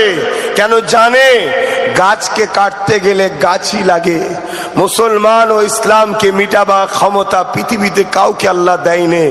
মুনাফিক মুসলমানরা যখনই মাথা তুলেছে, তখনই এরা সাহস দেখিয়েছে। আজও পৃথিবী জুড়ে এই ষড়যন্ত্র হচ্ছে। এই ষড়যন্ত্র ছিল, এই ষড়যন্ত্র হবে। মনে রাখতে হবে, আমাদের ঘরে মুহাম্মদ সাল্লাল্লাহু আলাইহি ওয়াসাল্লামের নকশা কদমে চলে এ জীবন, এ মাল কুরবান করতে হবে। এর বিনিময়ে আল্লাহ আমাদেরকে চির শান্তির জান্নাত দেবে। জোরে বলুন সুবহানাল্লাহ। আল্লাহ পাক ইব্রাহিম আলাইহিস সালামকেও পরীক্ষা নিয়েছিলেন। ইব্রাহিম নবী হক কথা বলেছিলেন, গরিবের পক্ষে, ইনসাফের পক্ষে, ইনসানিয়াতের পক্ষে। এখানে আরো একটা কথা বলে দিই, আমার যুব সমাজ কি অসুবিধা হচ্ছে আপনাদের? ইসলামটা কি জানতে হবে। আমাদের সমাজে এক শ্রেণীর মানুষ ইসলামকে দাড়ি টুপি মসজিদ মাদ্রাসার মধ্যে সীমাবদ্ধ করে দিয়েছে। আরে ইসলাম ইনসাফের নাম, ইসলাম ইনসানিয়াতের নাম, ইসলাম মনুষ্যত্বের নাম, ইসলাম জুলুম মুক্ত সমাজ গড়ার নাম, ইসলাম খুন মুক্ত সমাজ গড়ার নাম, ইসলাম নেশা মুক্ত সমাজ গড়ার নাম, ইসলাম দুর্নীতি মুক্ত সমাজ গড়ার নাম। আমার রাসূল পাক সাল্লাল্লাহু আলাইহি ওয়াসাল্লাম 11টা বছর ধরে নামাজ আসার আগে 11টা বছর ধরে আল্লাহ নবী পৃথিবীর জালিম অত্যাচারী শাসকদের বিরুদ্ধে নবী আমার সংগ্রাম করেছিলেন, লড়াই করেছিলেন। এই পৃথিবীতে অন্যায় অত্যাচার জুলুমকে মিটাবার জন্য। জোরে বলুন সুবহানাল্লাহ। নবীর উম্মত হিসাবে আমাদের কি দায়িত্ব নেই? কথা বলুন, দায়িত্ব আছে না নাই? আমাদেরও দায়িত্ব নবীর উম্মত হিসাবে জুলুমের বিরুদ্ধে, অন্যায়ের বিরুদ্ধে, সন্ত্রাসের বিরুদ্ধে, জঙ্গিবাদের বিরুদ্ধে, দুর্নীতির বিরুদ্ধে, সমাজ বিরোধীদের বিরুদ্ধে, গুন্ডাদের বিরুদ্ধে আমাদেরকেও লড়াই করে আল্লাহর সৃষ্টি গরিব দুঃখী অসহায় মানুষকে শান্তি সাম্য সমাজ গড়ে দিবার নাম হলো ইসলাম। জোরে বলুন সুবহানাল্লাহ, আরো জোরে বলুন সুবহানাল্লাহ। আমি যদি মুসলমান হই, আমি যদি মুহাম্মদ রাসূলের উম্মত হই, এটা আমার দায়িত্ব। হযরত ইব্রাহিম আলাইহিস সালাম যখন আসলেন, ওই সময় একজন জালিম শাসক ছিল, নমরুদ তার নাম। ইব্রাহিম নবীও যখন হকের পক্ষে, ন্যায়ের পক্ষে, ইনসাফের পক্ষে কথা বলতে লাগলেন, ওই সময়তে তৎকালীন নমরুদ ইব্রাহিম নবীর বিরুদ্ধে লেগে গেল। কি ভয়ানক বিরোধী লেগেছিল শোনো। আজ তোমাদের এলাকাও ছোট ছোট নমরুদ বেরিয়েছে, ছোট ছোট নমরুদ, এগুলো বড় নমরুদ নয়। বড় নমরুদ তো পৃথিবীর রাজা ছিল, এগুলো ছোট ছোট নমরুদ। একটুখানি ওপরে উঠেছে তো ভাবছে আমি বিরাট কিছু হয়ে গেছি, জানে নে পাম দিয়ে যে ওপরে তুলেছে সেই পাম দিয়ে তোমাকে এবার লিক করছে, খেয়াল করে দেখো। তোমার দিন ঘনিয়ে এসেছে, কেন তুমি নমরুদের চালা, তুমি নমরুদের চালা। মোহাম্মদ রসুলের গোলাম বলে যাচ্ছি, সেদিন বেশি দিন নয়, আল্লাহ তোমাকে বেউজ্জতির সঙ্গে মৃত্যু দেবে ইনশাআল্লাহ। কেন যুগে যুগে ইতিহাস বলছে এটা ঘটেছে, ঘটবে। মোহাম্মদ রসুলের গোলাম বলে যাচ্ছি, মিলিয়ে নিও আমার কথা ইনশাআল্লাহ আমার হাবিবের কদম পাকের ওসিলায়। তো যে কথা বলছিলাম, নমরুদ ইব্রাহিম নবীকে রুখতে পারছে না কোনোভাবে। আজকেও নমরুদের চালারা ইব্রাহিম নবীর বাচ্চাদের ঘরে রুখতে পারছে না। ইব্রাহিম নবীর বাচ্চা কারা? বলুন বলুন কারা? হাত তুলে তুলে বলুন নারে তাকবীর। প্রত্যেকটা ইমানদার মুসলমান হলো ইব্রাহিম নবীর রুহানি সন্তান। জোরে বলুন সুবহানাল্লাহ। আমার আব্বার কথা নয়, আল্লাহর কথা কোরআনে আছে, সময় নেই অত বলার। কোরআনে আছে, হাফেজদের কাছে জিজ্ঞেস করে নেবেন। কথা শুনছেন তো ভাইয়েরা আমার? ইব্রাহিম আলাইহিস সালামকে রুখতে পারেনি বলে নমরুদ আগুন করেছে, আগুন, বিশাল আগুন করেছে। আমি নিজের চোখে দেখে এসেছি এলাকাটা। এ তো অনেক ছোট জায়গা রে বাবা, একটা বিশাল গ্রামকে নিয়ে এতটা বড় এলাকায় আগুন করেছে। কয়েক মাস ধরে শুধু আগুনের কাঠ জোগাড় করে আগুন ধরিয়েছে। এবারে আগুনের তাপ এত বেড়েছে, ইব্রাহিম নবীকে যে ফেলবে কাছে যেতে পারছে না। লাস্টে চরকি নিয়ে এসছে, দূর থেকে ছুঁড়ে ফেলবে। ইব্রাহিম আলাইহিস সালাম ওই চরকি বা কপিকল যেটাতে ফেলছে তার উপরে বসানো হয়ে গেছে। চোখে মুখে চেহারায় কোনো ভয় নাই। জোরে বলুন সুবহানাল্লাহ। কেননা ইব্রাহিম নবী আল্লাহর উপরে ভরসা করে। ইব্রাহিম নবী আল্লাহর উপরে তাওয়াক্কালতু আলাল্লাহ, আল্লাহর উপরে ভরসা করে চলে। কারণ ইব্রাহিম নবী জেনেছেন, ইব্রাহিম নবী জানে মৃত্যু ইব্রাহিমের একদিন না একদিন হবে। আল্লাহর খুশির জন্য যদি আমার মরণটা হয়, আমি ইব্রাহিম তবেই তো প্রেমিক হিসাবে কামিয়াবি হলাম। এ যুবকেরা, এই দুনিয়াতে আল্লাহ আমাদেরকে পাঠিয়েছে কেন? শুধুমাত্র একটা পরীক্ষার জন্যে। ওই পরীক্ষাটা হলো আল্লাহকে কতটা ভালোবাসো। সবার আগে আল্লাহকে যে ভালোবাসবে সেই হবে কামিয়াবি। মান আহাব্বা লিল্লাহ ওয়া আবগাদা লিল্লাহ ওয়া আতা লিল্লাহ ওয়া মানা লিল্লাহ ফাকাদ ইস্তাকমালাল ঈমান। ভালোবাসবেন আল্লাহর জন্য, আত্মীয়তা করবেন আল্লাহর জন্য, বিচ্ছেদ হবেন আল্লাহর জন্য, দুশ্মনী করবেন আল্লাহর জন্য, লড়াই করবেন আল্লাহর জন্য। এরাই হলো প্রকৃত ঈমানদার। আজকে আমি জানতে চাই, আপনারা যে আমাকে ভালোবাসেন দুনিয়ার কোনো স্বার্থে না আল্লাহর জন্য ভালোবাসেন? জোরে বলুন। আমি আপনাদেরকে ভালোবাসি আল্লাহর জন্য। তাই আমার প্রিয় ভাই নওশাদকে এত বড় রিস্কের কাজ রাজনীতিতে নামিয়েছি আপনাদেরকে বাঁচাবার জন্য। শুধুমাত্র আল্লাহর সৃষ্টিকে বাঁচাবো এই উদ্দেশ্যে। আল্লাহর জন্য আমার ভাইকেও নামিয়ে দিয়েছি। যা, তাতে তোর কপালে যেটা আল্লাহ লিখে রেখেছে সেটা হবে। জীবনে কোনোদিন মন খারাপ করবি না, আর পিছন দিকে তাকাবি না। মনে রাখবি, কেউ তোর যদি সাথে না থাকে, একজন তোর সাথে আছে, তিনি তিনি তিনি অতএব আমি আপনাদেরকে ভালোবাসি আল্লাহর জন্য। যদি জলসা করাই লক্ষ্য থাকতো তাহলে বাপ ওকে না না বলে আরো জলসা বেশি হতো। ওর জন্য তো আমি ভাঙরেই আসতে পারিনি। কেন? আমি কি বলতে গিয়ে রাগের মাথায় কি বলে দেবো, লাস্টে ওকে নিয়ে টানাটানি হবে। কেন? কোনো বেটা তো আমার কাছে ঘেঁষে না, আমার কাছে ঘেঁষলে অসুবিধা আছে তো। কথা বুঝলেন না? আমি তো হুজুর মানুষ। সূরা ফালাক নাস আয়াতুল কুরসি পরে ফুঁতে দেবো, তারপরে ঠেলালে এবার দেখ কি হয়। কি গো, অসুবিধা হচ্ছে নাকি? আরে বাপ বেটা মা বোনেরা রয়েছে দূরে, বাপ বেটা ভাইয়েরা সামনে বসে একটু কথা বলছি। এতে অন্য কারো অসুবিধে হলে আমাদের অসুবিধে নেই, আপনাদের অসুবিধা হচ্ছে না তো? আমি আমার বাপের সঙ্গে, আমার ভাইয়ের সঙ্গে, আমার মা আমার বোনের সঙ্গে কথা বলছি, অন্যের কারো অসুবিধা হওয়ার তো ব্যাপার নয়, ঠিক না? হ্যাঁ, কেন এটা তো কোনো সরকারি ফান্ডে হচ্ছে না, এটা গার্ডের পয়সাই হচ্ছে, ভালোবাসার লোকেদের কাজ হচ্ছে এখানে। কি আব্বা ঠিক আছে তো নাকি? সব মুরব্বীরা কি বলছেন?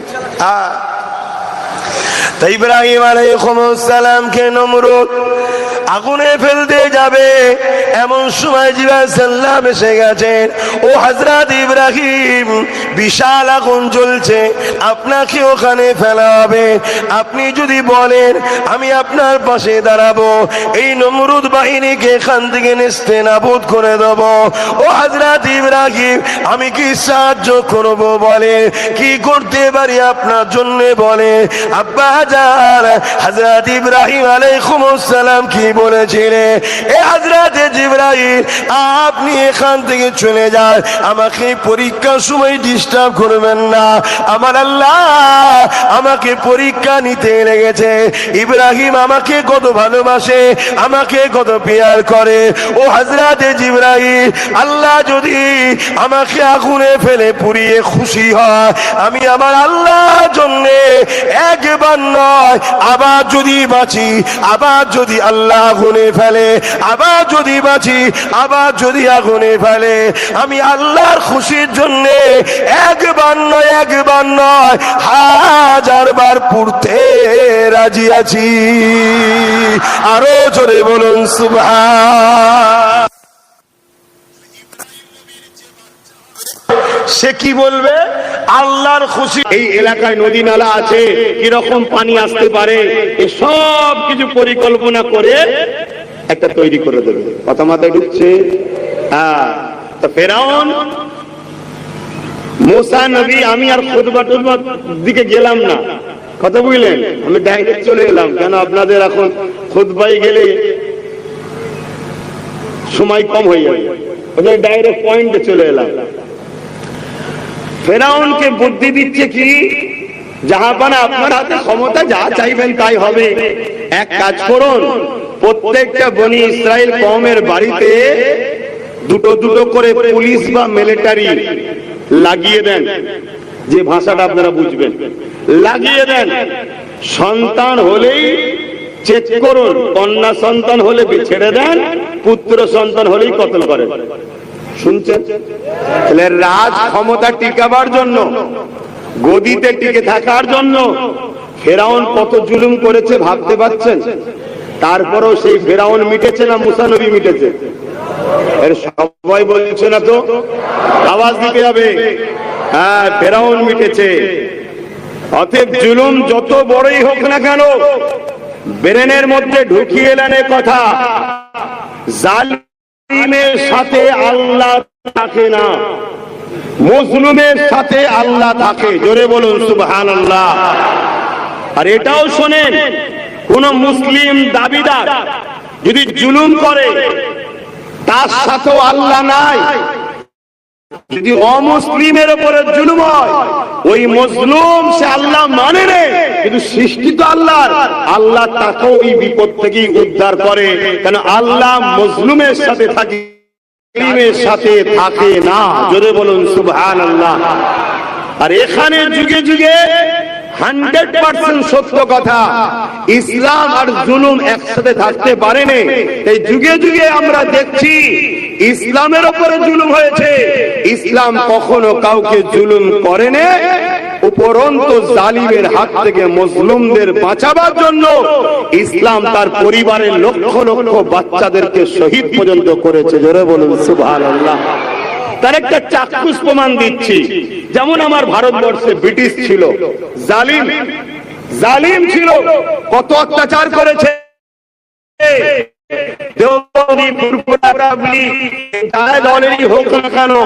সবার ইমাম, হাদিসের ইমাম আব্দুল আজিজ মুহাদ্দিস দিলবি রাহমাতুল্লাহ আলাইহি, তিনি ফতোয়া দিয়েছিলেন ব্রিটিশদের বিরুদ্ধে লড়াই করে ভারতের সন্তানদের ঘরে বাঁচাতে হবে। এই কথাটা শুনে উলামায়ে দ্বীনরা ঝাঁপিয়ে পড়ল। 50,000-এর উপরে আলেমকে শুধু দিল্লির গাছেতে বিভিন্ন জায়গায় ফাঁসি দিয়ে ঝুলিয়েছে ব্রিটিশরা। একটা ভারতের সর্বধর্মের মানুষকে বাঁচাবার জন্য ইসলামের ঘরের উপযুক্ত সন্তান উলামারাই জীবন দিয়ে দেশের জন্য সবথেকে বেশি রক্ত দিয়ে গেছে। জোরে বলুন সুবহানাল্লাহ, আরো জোরে বলুন সুবহানাল্লাহ। তাহলে ইসলাম কখনো জুলুমের সঙ্গে সম্পর্ক রাখতে, জুলুম আর ইসলাম এক জায়গায় থাকতে, হ্যাঁ এটা মনে রাখবেন। আগুন আর পেট্রোল এক জায়গায় হলেই বিপদ, ইসলাম আর জুলুম কখনো এক জায়গায় হতে পারে না। তো মুসা আলাইহিস সালামকে কতল করা বাচ্চা জন্ম সবাইকে দে, বাচ্চাদের হলেই, পুত্র সন্তান হলেই মায়ের সামনে ফেরাউন কতল করছে। ভাবতে পারছেন কি করুণ দিন গেছে। আজকে যেমন নেতানিয়াহু প্যালেস্টাইনের বাচ্চা বাচ্চা ছেলেগুলোকে মারছে, ছোট্ট একটা ফুলের মতো বেটিকে বছর 3 কি 3.5 হবে 300 গুলি করেছে তার উপরে। নেতা হয়ে সৈন্যরা কেন করা, কেন এটা জানতে হবে। ইসলাম কাকে বলে সেটা তো আমার কম ভুলে গেলে। আমার কম শুধু ইসলামকে মসজিদের মধ্যে বেঁধে রেখে দিয়েছে, ইসলামকে মাদ্রাসায় বেঁধে রেখে দিয়েছে। সংসার জীবনে ইসলাম নেই, সমাজনীতিতে ইসলাম নেই, অর্থনীতিতে ইসলাম নেই, রাজনীতিতে ইসলাম নেই, রাষ্ট্রনীতিতে ইসলাম নেই, পরিবার নীতিতে ইসলাম নেই, মনুষ্যত্ব নীতিতে ইসলাম নেই, মানববন্ধন নীতিতে ইসলাম নেই। আরে ইসলামকে সব জায়গায় রাখো। ইসলাম যদি সব জায়গায় থাকে তবেই তো তোমার সমাজ শান্তি হবে। জোরে বলুন সুবহানাল্লাহ। আজকে আমরা আমাদের দোষে বাপ নিজেরা পাকে পড়েছি। কোথায় পড়েছি?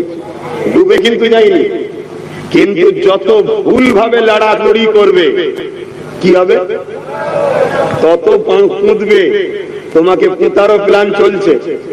তাই পরামর্শ দিচ্ছি, বুদ্ধি অনুযায়ী খাটাও, চুপ করে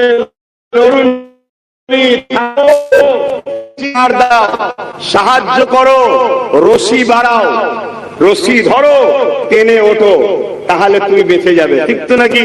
এই পয়েন্টটা মনে রাখবেন, তাহলে দেখবেন আপনারা জ্ঞানার হবেন। তো যাই হোক, আমি ওয়াকিয়াটা একটু বলি, তাহলে আজকের দিনের সঙ্গে আপনাদের মিলবে, ভালো বুঝতে সুবিধা হবে। ধৈর্য আছে তো নাকি? সন্ধ্যা পর্যন্ত ইনশাআল্লাহ বলুন। মাগরিবের পরে যদি সময় পারে টুকলে অসুবিধা আছে? কার কার অসুবিধে নাই একটু হাত তুলে দেখান। পারফেক্ট কথা তো, পারফেক্ট কথা। কিন্তু দেখা যাক তো ফেরাউন কথা মতো বাচ্চা সন্তান জন্ম হয়ে পুত্র সন্তান কি করছে, কতল করে দিচ্ছে। ওইদিকে দেখলাম এইদিকে কতল করে দিচ্ছে। আর একদিনে শুধু সন্তান হত্যা করেছে 12,000। একদিনে কত? 12,000। তাহলে টোটাল কত সন্তান হত্যা করেছে বুঝতে পারছেন? তার কোনো শেষ নাই। কিন্তু তারপরেও বলুন, যার দ্বারা আল্লাহ ফেরাউনকে মিটাবে বলেছিল সেই বাচ্চাটা হত্যা করতে পেরেছে? জোরে বলেন। সে বাচ্চা দুনিয়ায় বনি ইসরাইল কওমে জন্ম হয়েছিল না হয়নি? হ্যাঁ হয়েছে। নাম হযরতে মুসা আলাইহিস সালাম। দুনিয়ায় আগমন করলো, আল্লাহ আওয়াজ দিলেন, মুসা সাল্লামের আব্বা আম্মাকে কাঠের বাক্স তৈরি করে ভেলা দিয়ে ভাসিয়ে দেন। ভাসিয়ে দেওয়া হলো। গিয়ে ওই ভেলা বা কাঠের বাক্স গিয়ে দাঁড়ালো কোথায়? ফেরাউনের বাড়ির পিছনে একটা বাগিচা আছে, ওই বাগিচা নদীর পাড় দিয়ে যাচ্ছে, ওই পাড়ে গিয়েই বাক্স আটকালো। জোরে বলুন সুবহানাল্লাহ। আল্লাহ কিয়ামত পর্যন্ত যুগে যুগে প্রত্যেকটা ঈমানদারকে জানাচ্ছে, তোরা আমি আল্লাহ আমার উপরে ভরসা রাখ, তোরা আমি আল্লাহ আমাকে ভয় কর, তোরা আমি আল্লাহ আমার হুকুম মেনে চল, তোরা আমি আল্লাহ আমার উপরে আস্থা রাখ, তোরা আমি আল্লাহ আমার কাছে চা। পৃথিবীর কারো কাছে তোরা মুখাপেক্ষী হবি না, আমি আল্লাহ তো তিনি। ফিরাউন যে বাচ্চাকে মারার জন্য 30, 40, 50 হাজার বাচ্চাকে খুন করেছে, সেই বাচ্চাকে আমি নিয়ে গিয়ে দেখ ফেরাউনের বাড়িতে, ফেরাউনের রাজপ্রাসাদের মধ্যে তাকে লালন পালন করে বড় করতে যে পারে তিনি কে?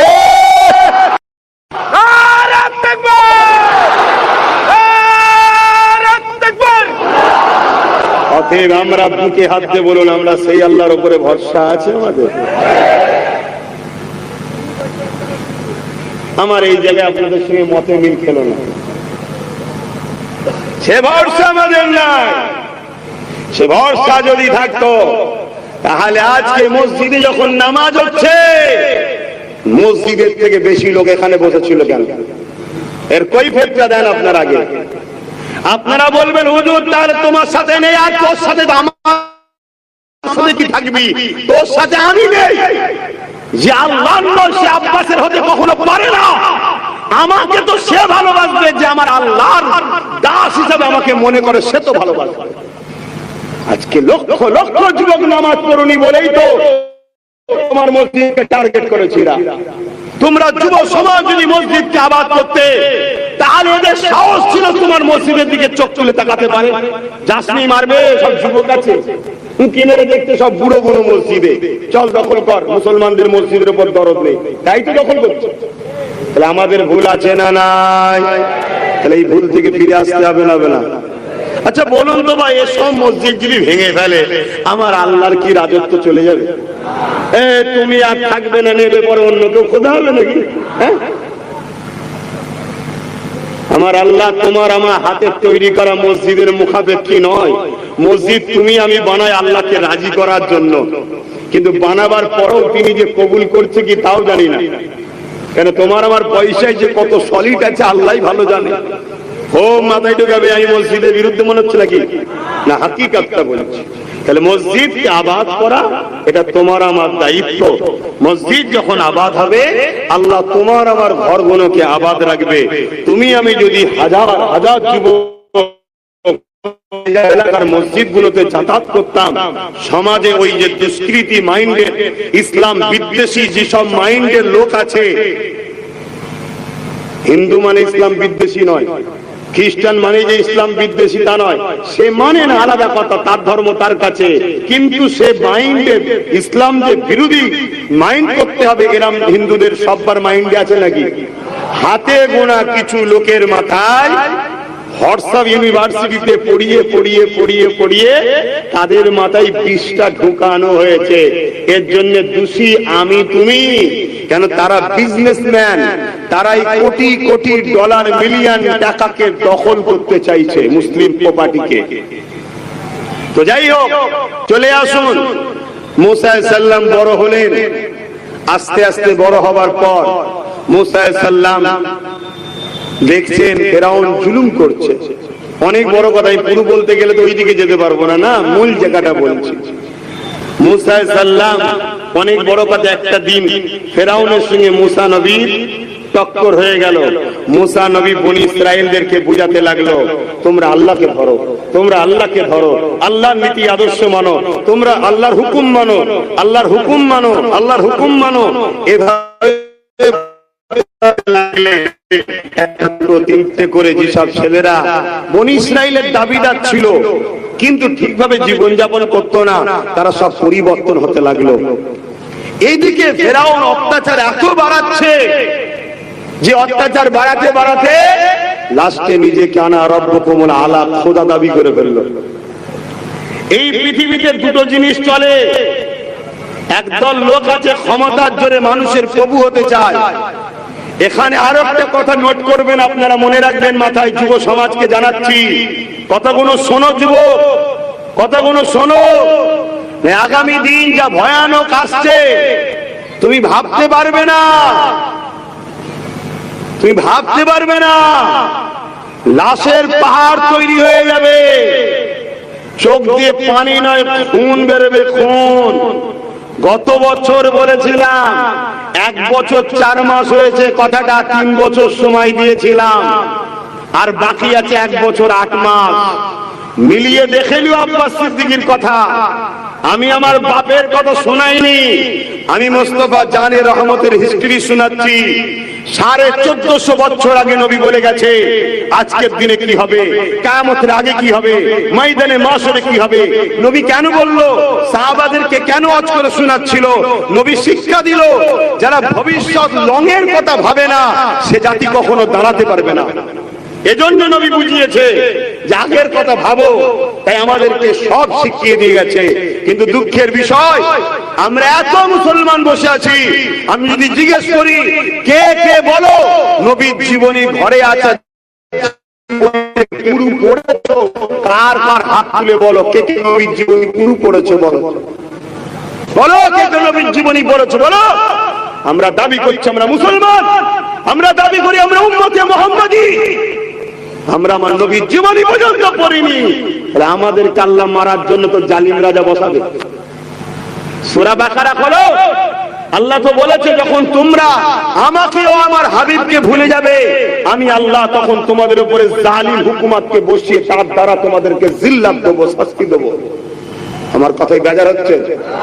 ভুল হতে পারে মানুষের, কিন্তু আমরা যদি না শিখাই তো শিখবেন কি করে? আজকে রাগ মুখ করে যদি কাল থেকেও পরিবর্তন হন, আল্লাহ সাহায্য করতে পারে না? পারে না? আল্লাহ তওবাকারীকে পছন্দ করে না? করে না? তো মূসা আলাইহিস সালাম অনেক বড় কথা আল্লাহ পাক মূসা নবীকে একদিন বললেন, এই পয়েন্টে চলে এসে কি বললেন?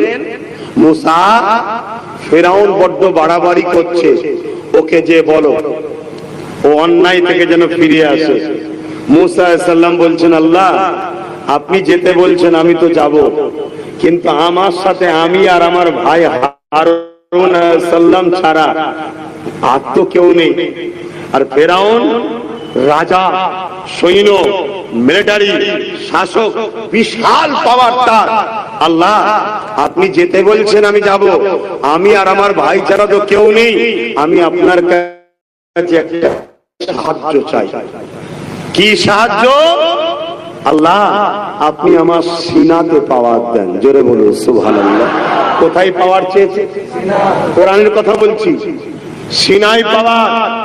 হে উম্মতে মুহাম্মাদি, যতবার আমাদের উপরে জুলুম হয়েছে, যতবার আমাদেরকে মিটাতে চেয়েছে, যতবার মসজিদ মাদ্রাসাগুলোকে উজাড় করতে চেয়েছে, যতবার আমাদের মা বেটিদেরকে গণহত্যা রেপ করেছে, প্রত্যেকবারেতেই সংখ্যা বেশি যখন ছিল জিতিনি, সংখ্যা যখন মরে মরে কমে গেছিল তখন আমরা জিতেছি। কারণটা কি? চিটে মুসলমানকে নিয়ে লাভ নাই। চিটে গুলো শেষ হয়ে যাওয়ার পর যে কটা ছিল তারা আল্লাহকে সিজদা করেছে, আল্লাহর কাছে কেঁদেছে, নবীর প্রেম আদব দেখিয়েছে, তাদের ওই তারা বিজয় লাভ করেছে। জোরে বলুন সুবহানাল্লাহ। পৃথিবীর ইতিহাস বলছে অস্ত্র দিয়ে, বোম দিয়ে, বন্দুক দিয়ে, গুলি দিয়ে, একটা পাওয়ার দিয়ে, ওই পাওয়ারটা হলো সিনার পাওয়ার। জোরে বলুন সুবহানাল্লাহ। আজকে দেখছেন না প্রকাশ্য অস্ত্র বিলি হচ্ছে আমার দেশে, প্রকাশ্য বলা হচ্ছে বাড়ি বাড়ি অস্ত্র রাখো, প্রকাশ্য বলছে কেটে দাও, প্রকাশ্য বলছে 2-3 মিনিটের মধ্যে মুর্শিদাবাদ খালি করে দেবো, বলা হচ্ছে নইলে। মনে রাখবেন যুগে যুগে এইরকম লোকেরা প্রকাশ্য অস্ত্র নিয়ে, প্রকাশ্য হুমকি দিয়ে, প্রকাশ্য অস্ত্র দিয়ে আমাদেরকে মিটাতে আগিয়েছিল, কিন্তু আমাদের হাতে অস্ত্র কোনো সময় ছিল না, আমাদের হাতে গুলি বোম বন্দুক কোনো সময় ছিল না, আমাদের কোনো সময় প্রয়োজন আগামী দিন হবে না। তাহলে জিতবো কি করে? মনে রাখবেন পৃথিবীতে অনেক কটা পাওয়ার আছে। নাম্বার 1 ম্যান পাওয়ার, নাম্বার 2 মানি পাওয়ার, নাম্বার 3 মাসুল পাওয়ার বা অস্ত্র পাওয়ার, নাম্বার 4 ম্যান্ডেট পাওয়ার অর্থাৎ রাজ পাওয়ার, আর নাম্বার 4 এই কটা সব সময় অন্যদের হাতে ছিল, কিন্তু আমাদের কাছে একটাই পাওয়ার ছিল যুগে যুগে, ওই পাওয়ারটার নাম হলো সিনার পাওয়ার। জোরে বলুন সুবহানাল্লাহ, আরো জোরে বলুন সুবহানাল্লাহ। ওই সিনার পাওয়ারেতে, ওই সিনার পাওয়ারেতে এক মঈনুদ্দিন আজমিরির বিরুদ্ধে সবাই লেগেছিল, এক মঈনুদ্দিন আজমিরি কামিয়াবি হয়েছিল। জোরে বলুন সুবহানাল্লাহ, আরো জোরে হবে। এবার চলে এসুন ওই সিনার পাওয়ারটা কি।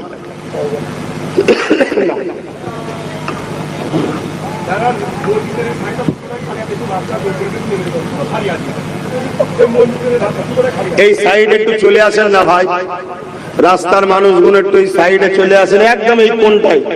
আর আপনারা ওই কজন ভাই ওখানেই বসে যান, বসে গেলে দেখতে পাবেন, বসে যান। বক্সের পথ আড়াল করবে না, বক্সের দিকে যাবে না। হ্যাঁ শুনছেন ভাইরা? আপনাকে আমি কি ভুল মেসেজ দিচ্ছি না তারিখে হাদিস শোনাচ্ছি? কোরআন শোনাচ্ছি আপনাদের ঘরে, তারিখে হাদিস শোনাচ্ছি। কোরআনকে খুলে দেখবেন, উলামাদের জিজ্ঞেস করবেন, কোরআনকে যদি 4 হিস্সায় ভাগ করা হয়, এক হিস্সা হলো হুকুম আহকাম রয়েছে, বাকি 3 হিস্সা হলো শুধুমাত্র আল্লাহ নবী আলাইহিস সালামের জীবনী শুনিয়েছে। কেন?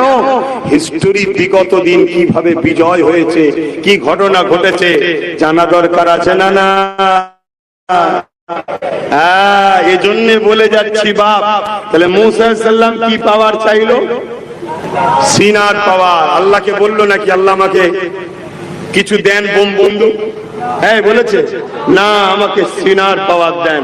সিনার পাওয়ার নিয়ে, সিনার পাওয়ারটা কি বলবো, সিনার পাওয়ার নিয়ে ভাই হারুন আলাইহিস সালামকে সাথে করে নিয়ে ফেরাউনের দরবারে গেল। অনেক তর্ক বিতর্ক, লড়াই, অনেক কিছু তর্ক বিতর্ক শুরু হয়ে গেল। মুসা নবীকে ফেরাউন মারার জন্য হাজারো দিক দিয়ে চেষ্টা করছে, কোনোভাবে পাচ্ছে না। ডিফেন্স কে করছে? ডিফেন্স কে করছে? সবটাই আল্লাহ, কিন্তু মাধ্যম কি? সিনার, সিনার পাওয়ার। মনে থাকবে তো নাকি? এমন সময় মুসা ফেরাউনকে বুদ্ধি দিল তার সেনারা যে মুসাকে কোনোভাবে হারানো সম্ভব না। কেন? মুসা আধ্যাত্মিক পাওয়ার নিয়ে লড়ছে। তখন ফেরাউনের মাথায় গেল, এক কাজ করো, তাহলে আমরা আধ্যাত্মিক পাওয়ারের লোক নিয়েছি। ফেরাউনের কাছে আধ্যাত্মিক পাওয়ারের লোক পাবে বলে সে জাদুকর ধরে নিয়েছে। কি নিয়ে এসছে? জাদুকর। 70,000 জাদুকর এনেছে, একটা দুটো নয়, 70,000 ফেরাউন নিয়ে এসেছে। মুসা নবী হাজির, প্রতিরোধ হবে। ভাই হারুন আলাইহিস সালাম সাথে আছে। 70,000 জাদুকর লাঠি ছেড়েছে, প্রত্যেকটা লাঠি সাপ হয়ে গেছে। প্রত্যেকটা লাঠি, প্রত্যেকটা 70,000 রশি ছেড়েছে, দড়ি সাপ হয়ে গেছে। সব মুসা নবীর দিক সাপগুলো তেড়ে তেড়ে আসছে। আল্লাহ পাক মুসা নবীকে বললেন, মুসা হাতের লাঠিটা ছাড়ো। হাতের লাঠিটা যেই ছাড়লেন, বিশাল বড় একটা সাপ হয়ে গেল। জোরে বলুন সুবহানাল্লাহ। কিন্তু বুঝার বিষয়, 70,000 রশি ছেড়েছে, 70,000 সাপ হয়েছে, তখন সুবহানাল্লাহ বললেন না। আর মুসা নবী যে লাঠি ছেড়েছে, সাপ হয়েছে, সুবহানাল্লাহ বললেন। তাই তো নাকি? হ্যাঁ, কারণ আছে। কারণ হলো এটা, আমরা শুধু সুবহানাল্লাহ বলেছি তা নয়। 70,000 জাদুকর যখনই দেখলো মুসা নবীর হাতের লাঠিটা সাপ হয়েছে, তারা সবাই উঠে দাঁড়িয়ে মুসা নবীর কদমে এসে বলছে, হুজুর আমাকে আপনার গোলাম হিসাবে কবুল করেন। জোরে বলুন সুবহানাল্লাহ। আরো জোরে বলা যাবে না? ইসলামকে ভয় কেন বুঝতে পারছেন তো? হ্যাঁ, যারাই বিরোধী করেছে তাদের লোকেরা সব ইসলামে চলে যাচ্ছে। বুঝতে পারছেন না? পারেননি? দোকান ঠেকাতে পারছে না, খদ্দের পালাচ্ছে। আমেরিকা চেয়েছিল ডব্লিউ বুশ যে ভারত আমেরিকা থেকে ইসলামকে মুছে দেবো। আমার আল্লাহ বললেন, তুই কি চাইবি ওটা বড় কথা নয়, আমি যেটা চাইবো ওটাই বড় কথা। তাই তো নাকি? ফাইসাল্লাহ জমিনে হয় না আসমানে হয়? জোরে বলছেন না কেন? হ্যাঁ, আসমানে হয়। তা আমার আল্লাহ বললেন, তুই ইসলামকে মুছে দিবি বলছিস আমেরিকা থেকে, আমি তোর ঘরে ইসলাম ঢুকে একটা কন্যা ছিল, তাকে আল্লাহ মুসলমান বানালো এবং হাফেজা, কোরআনের হাফেজও বানিয়ে দিলেন। জোরে বলুন সুবহানাল্লাহ। রোজ কোরআন তেলাওয়াত হচ্ছে ঘরে। আল্লাহকে বুঝতে পারছেন? আল্লাহকে চিনতে পারছেন? হ্যাঁ, সেই আমেরিকা বা ইউরোপ দুনিয়া, তারা আজকে তাদের বিবৃতি, তাদের কথা, আমার কথা নয়, পেপার পত্রিকায় বেরিয়েছে। ইউরোপ দুনিয়া বলছে আগামী 40 থেকে 45-এর মধ্যে ইউরোপ দুনিয়া হবে সংখ্যা গুরু ইসলাম। জোরে বলুন সুবহানাল্লাহ। আরো চিৎকার দিয়ে বলুন। অনেকে হয়তো বলবে ইসলাম ইসলাম হবে, ওরা খুশি। আরে কেন খুশি হব না? ইসলাম যেখানে থাকবে ওখানে জুলুম থাকবে না। ইসলাম যেখানে থাকবে ওখানে নারীর উপর অত্যাচার থাকবে না। ইসলাম যেখানে থাকবে ওখানে জুলুম অত্যাচার ঘুষ থাকবে না। ইসলাম যেখানে থাকবে ওখানে বৃদ্ধাশ্রমে পাঠিয়ে মাকে অপমান করা হবে না। ইসলাম যেখানে থাকবে ওখানে বড়দের সম্মান ছোটদের স্নেহ হবে। ইসলাম মানেটাই তো বুঝলাম না। ইসলাম যেখানে থাকবে সে ক্ষুধার্ত মানুষগুলোকে খানা দিবার জন্য সবাই আগিয়ে আসবে। কারণ ইসলামে সব থেকে উত্তম কাজ, প্রফেট মোহাম্মদ রসুলকে এক ইহুদি জিজ্ঞেস করছে ইসলামের সব থেকে ভালো কাজ কি? আমার নবী বলছেন ইসলামের সব থেকে ভালো কাজ হলো ক্ষুধার্ত মানুষকে খানা খাওয়ানো। জোরে বলুন সুবহানাল্লাহ। ওই ইহুদি জিজ্ঞেস করছে ক্ষুধার্ত মানুষ যদি অমুসলিম হয়, আল্লাহ নবী বললেন আমি তো মানুষ বলেছি, আমি তো মুসলমান বলিনি। তার মানে এটা দাঁড়ালো আমরা যদি সত্যি ইসলামের অনুসারী হয়, আমার প্রতিবেশী হিন্দু যদি ক্ষুধার্ত থাকে ওকে খানা দিতে হবে। আমার প্রতিবেশী অন্য ধর্মের মানুষের গায়ে থাকলে, পরনার বস্ত্র না থাকলে, তারা বিপদে থাকলে তাদের পাশে দাঁড়াতে হবে। তাহলে ইসলামের সব থেকে ভালো কাজ। জোরে বলুন সুবহানাল্লাহ, আরো চিৎকার দিয়ে বলুন সুবহানাল্লাহ। আজকে ভারতবর্ষে এসসি এসটি সম্প্রদায়ের মানুষ খারাপ নেবেন না। আপনি মানুষ, আমি মানুষ, আপনি আমার ভাই, আমি আপনার ভাই। কেন আপনার প্রথম শুরু জিনাত থেকে, আমারও প্রথম শুরু তিনাত থেকে।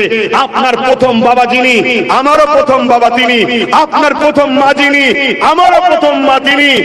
শুনে রেখে দাও, পৃথিবীতে দুটো মানুষ এসেছিল, একজন আদম আর একজন হাওয়া। ইনাদের দুজনের মিলনে পৃথিবীতে মানুষ এসেছে। হিন্দু হোক, আদিবাসী হোক, সাঁওতাল হোক, খ্রিস্টান হোক, এসসি হোক, এসটি হোক, মুসলমান হোক, শিখ হোক, পাঞ্জাবি হোক, সবার বাবা মা হলো আদম আর হাওয়া। এই সূত্রে আমরা হিন্দু, মুসলমান, জৈন, খ্রিস্টান সবাই আমরা ভাই বোন। জোরে বলুন। এবারে বড় হয়েছে ছেলেরা, হাজার জনের হাজারো মত তৈরি হয়েছে। ভুল ঠিক জবাব আল্লাহ নেবে, ভুল ঠিক জবাব আল্লাহ নেবে। আমি আমারটা প্রচার করব, তুমি তোমারটা প্রচার করবে। তার মানে এটা নয় যে ভাই ভাই মারপিট করবে, তাহলে বাপ আদম মা হাওয়া কষ্ট পাবে। কি উলামা ভাইরা ভুল বলছি না তো? দেখবেন, একটু বলবেন, কেন আপনারা আলেম মানুষ। তবে আলহামদুলিল্লাহ আপনাদেরই দোয়াতে একটু হলো আল্লাহ ইলম দিয়েছে। তো যাই হোক ভাই, কিন্তু আজ আমি এখান থেকে একটা মেসেজ দিচ্ছি। এই মেসেজটা আপনাদের ডিউটি, প্রত্যেকটা এসসি এসটি কে বুঝাতে হবে। কি মেসেজ? যে ভাই আমরা মুসলমান ভারতে আছি বলে তোদেরকে আজকে অছুত থেকে ছুঁত হয়ে গেছি। বুঝাবেন তো নাকি? তোমরা শুনছেন তো নাকি? ভাই আমরা মুসলমান আছি বলে আজকে তোদেরকে দাম দিচ্ছে। কি বলছে? আমরা সবাই ভাই ভাই। কি বলছে? আমরা সবাই ভাই ভাই। শুধু মুসলমান যেদিন চলে যাবে তখন তোরা হয়ে যাবি অছুত। শুনছেন তো নাকি? আরে অলরেডি উত্তরপ্রদেশে দেখো দলিতকে পিটিয়ে মারছে। কেন? উচ্চ বর্ণের পাত্রে হাত দিয়েছে তাই। দলিতকে পিটিয়ে মারছে কেন? ঘোড়াই করে চেপে বিয়ে করতে যাচ্ছে তাই। নিচু জাত বলে তাকে পিটিয়ে মেরে দিচ্ছে। আরে আমার এসটি এসসি ভাই, ওয়াকফ শুধু আমাদের একার বিষয় নয় রে ভাই। আমাদের নাই 25-এ ওয়াকফ গেছে, 2023-এ আদিবাসী ভাই আপনাদের জল জঙ্গলের সম্পদ এই কেন্দ্রের শাসক লুটে নিচ্ছে। আইন তৈরি করেছে আপনাদের বিরুদ্ধে। আসুন আমরা এক হয়ে সংবিধানটাকে বাঁচাই, সংবিধান বিরোধী সরকারের বিরুদ্ধে গর্জে উঠি। ঠিক না বেঠে? তাহলে আন্দোলনটা এরকম হওয়া দরকার, আন্দোলনটা এরকম হওয়া দরকার। আর আন্দোলন তা না হয়ে একদল মোল্লা মৌলী সাহেব রাস্তায় নেমেছে নেতা হবার শখ। বিষয়টা খুব সেন্সিটিভ, বড় দরদি বিষয়, দিলে লাগার মতো বিষয়। যেই ডাকবে লোক হবে। কথা ঠিক না বেটি? সব রাস্তায় নেমে পড়েছে। নেমে গিয়ে সমাজের মধ্যে এমন বিশৃঙ্খলা তৈরি করছে, মূলত হিন্দু মুসলমানের ডিভাইড তৈরি হচ্ছে। আমার কথা কি খারাপ লাগছে বাপ? খুব বলবেন বাপ, অসুবিধে নেই। কেন? খুব সেন্সিটিভ ব্যাপার তো, ভুল হলে বলবেন, অসুবিধে নেই। মনে রাখবে, আজও লক্ষ কোটি হিন্দু ভাই আমাদেরকে ভাই বলেই বুকে রেখেছে। তাই মনে রাখবে এই বিভাজনটা করা ষড়যন্ত্র একদল দাড়িওয়ালা টুপিওয়ালার দ্বারা হচ্ছে। বললেই হয়তো অনেকে কষ্ট পাবেন, কিন্তু সত্য মিথ্যাটাকে হজম করতে শিখুন, সত্যটাকে জানতে শিখুন। যদি কোনো একটা বাসে একটা ধর্মের পতাকা থাকে, সেটাকে খোলার কি দরকার ছিল? বলো, সেটাকে খোলার কি দরকার ছিল? তুমি খুলে দিলে বাংলার বুকে কি মেসেজ দিলে? আমার কথা শুনছেন তো নাকি? বাংলার বুকে কি মেসেজ দিলে? বাংলার বুকে আমাদের ভ্রাতৃত্বকে নষ্ট করে দিলে। তাহলে বাপ, বুকে আগুন ধরেছে ঠিক আছে, এই আগুন তুমি জ্বালিয়ে রাখো, মানা করছি না, নিভিয়ে দিলে হবে না, নিভিয়ে দিলে জাহান্নামের আগুনে যেতে হবে, কারণ এটা ইসলামের ব্যাপার। ওয়াকাফ হলো ইসলাম ধর্মের একটা পার্ট। কিন্তু এই আগুনে তোমার পুরো পরিবার, তোমার সমাজ পুড়ে ছারখান্ডা হয়ে যাবে, এটা তোমায় বুঝতে হবে। এই আগুনে তাকে নি ফেলো যে তোমার সাথে খেলা করছে। তো যাক, একটা লাইনে বেরিয়ে যাচ্ছি, আমি ফিরে আসছি। কোন জায়গায় ছিলাম? তাহলে কিসের পাওয়ার লেগে গেল? 70,000 জাদুকর সাপ বানালো, মুসা নবীর লাঠিটাও সাপ হলো। 70,000 জাদুকর যাদের দড়ি সাপ হয়েছে, তারা সব উঠে দাঁড়িয়ে মুসা নবীর হাতে বায়াত হচ্ছে। শুনছেন তো নাকি? ফেরাউন বলছে, হারা তোরাও সাপ বানালি, মুসাও সাপ বানালো, তোদের রশি সাপ হয়েছে, ও লাঠি সাপ হয়েছে, এতে আশ্চর্য কি দেখলি? তোরা মুসার কাছে গেলি কেন? মন দিয়ে শুনবে, আমাদের সমাজে অনেক মুসলমান আছে যারা কিনা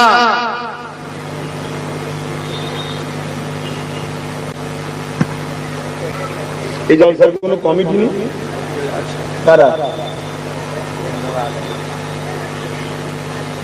কমিটিকে মজবুত হতে হবে, আর না হয় কোনোবারে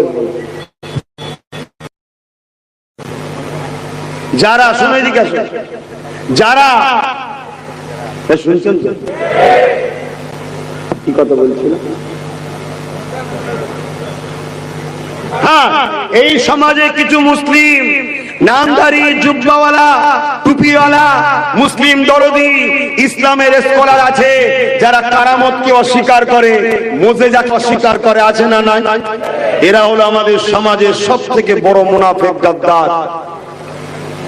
আরে মুসা নবীর দিকে কেন গেল 70,000 জাদুকর? 70,000 জাদুকর বলতে লেগেছে, এ ফেরাউন শোনো, আমরা রশি ছেড়েছি, সাপ হয়েছে, আর মুসাও লাঠি ছেড়েছে, সাপ হয়েছে। এর মধ্যে অনেক পার্থক্য আছে। কি পার্থক্য? আমরা রশি ছেড়েছি, সাপ হয়েছে, জনগণ দেখছে, কিন্তু রশিটা, দড়িটা দড়ি আছে। মুসা নবী যে লাঠি ছেড়েছে, ওটা শুধু লাঠি নেই, ওটা সত্যিকারেরই সাপ হয়ে গেছে। জোরে বলুন সুবহানাল্লাহ, আরো জোরে বলুন সুবহানাল্লাহ। জাদু আর মুজিজার মধ্যে পার্থক্য বুঝলেন? অর্থাৎ জাদু রশি, রশি থাকে, জনগণ দেখছে সাপ, জনগণের চোখে ধোকা দিয়া হলো এটা সাপ। কিন্তু মুসা নবী যে লাঠি ছেড়েছে, ওটা সম্পূর্ণ পরিবর্তন হয়েছে। আর কার নবীদের দ্বারা যখন এই অলৌকিক ঘটনা আল্লাহ ঘটায়, ওটাকে বলা হয় মুজিজা। আর এই অলৌকিক ঘটনা যখন ওলিদের দ্বারা হয়, এটাকে বলা হয় কারামত। জোরে বলুন সুবহানাল্লাহ। ভাইয়ের আমার, তাহলে মুসা নবীর দিকে এইভাবে চলে গেল, সিনার পাওয়ারে মুসা নবী কামিয়াবি হলেন। জোরে বলুন সুবহানাল্লাহ। চলে আসেন আমার নবীর পিরিয়ডে, ডাইরেক্ট চলে আসছে আমার নবীর সময়, ডাইরেক্ট আমার নবীর সময় চলে আসছে। বদর বলে একটা স্থান আমরা সবাই জানি, জানেন? 1000-এর উপরে আবু জেহেল বাহিনী, 1000-এর উপরে, তারা মক্কার থেকে মদিনায় হামলা করতে গিয়েছিল, জানেন তো নাকি? আল্লাহ নবী মক্কার জমিনে ছিলেন, আমার নবীর উপরে আবু জেহেলের রাগটা কিসের? আমার নবী ইনসাফের কথা বলে, আমার নবী ইনসানিয়াতের কথা বলে,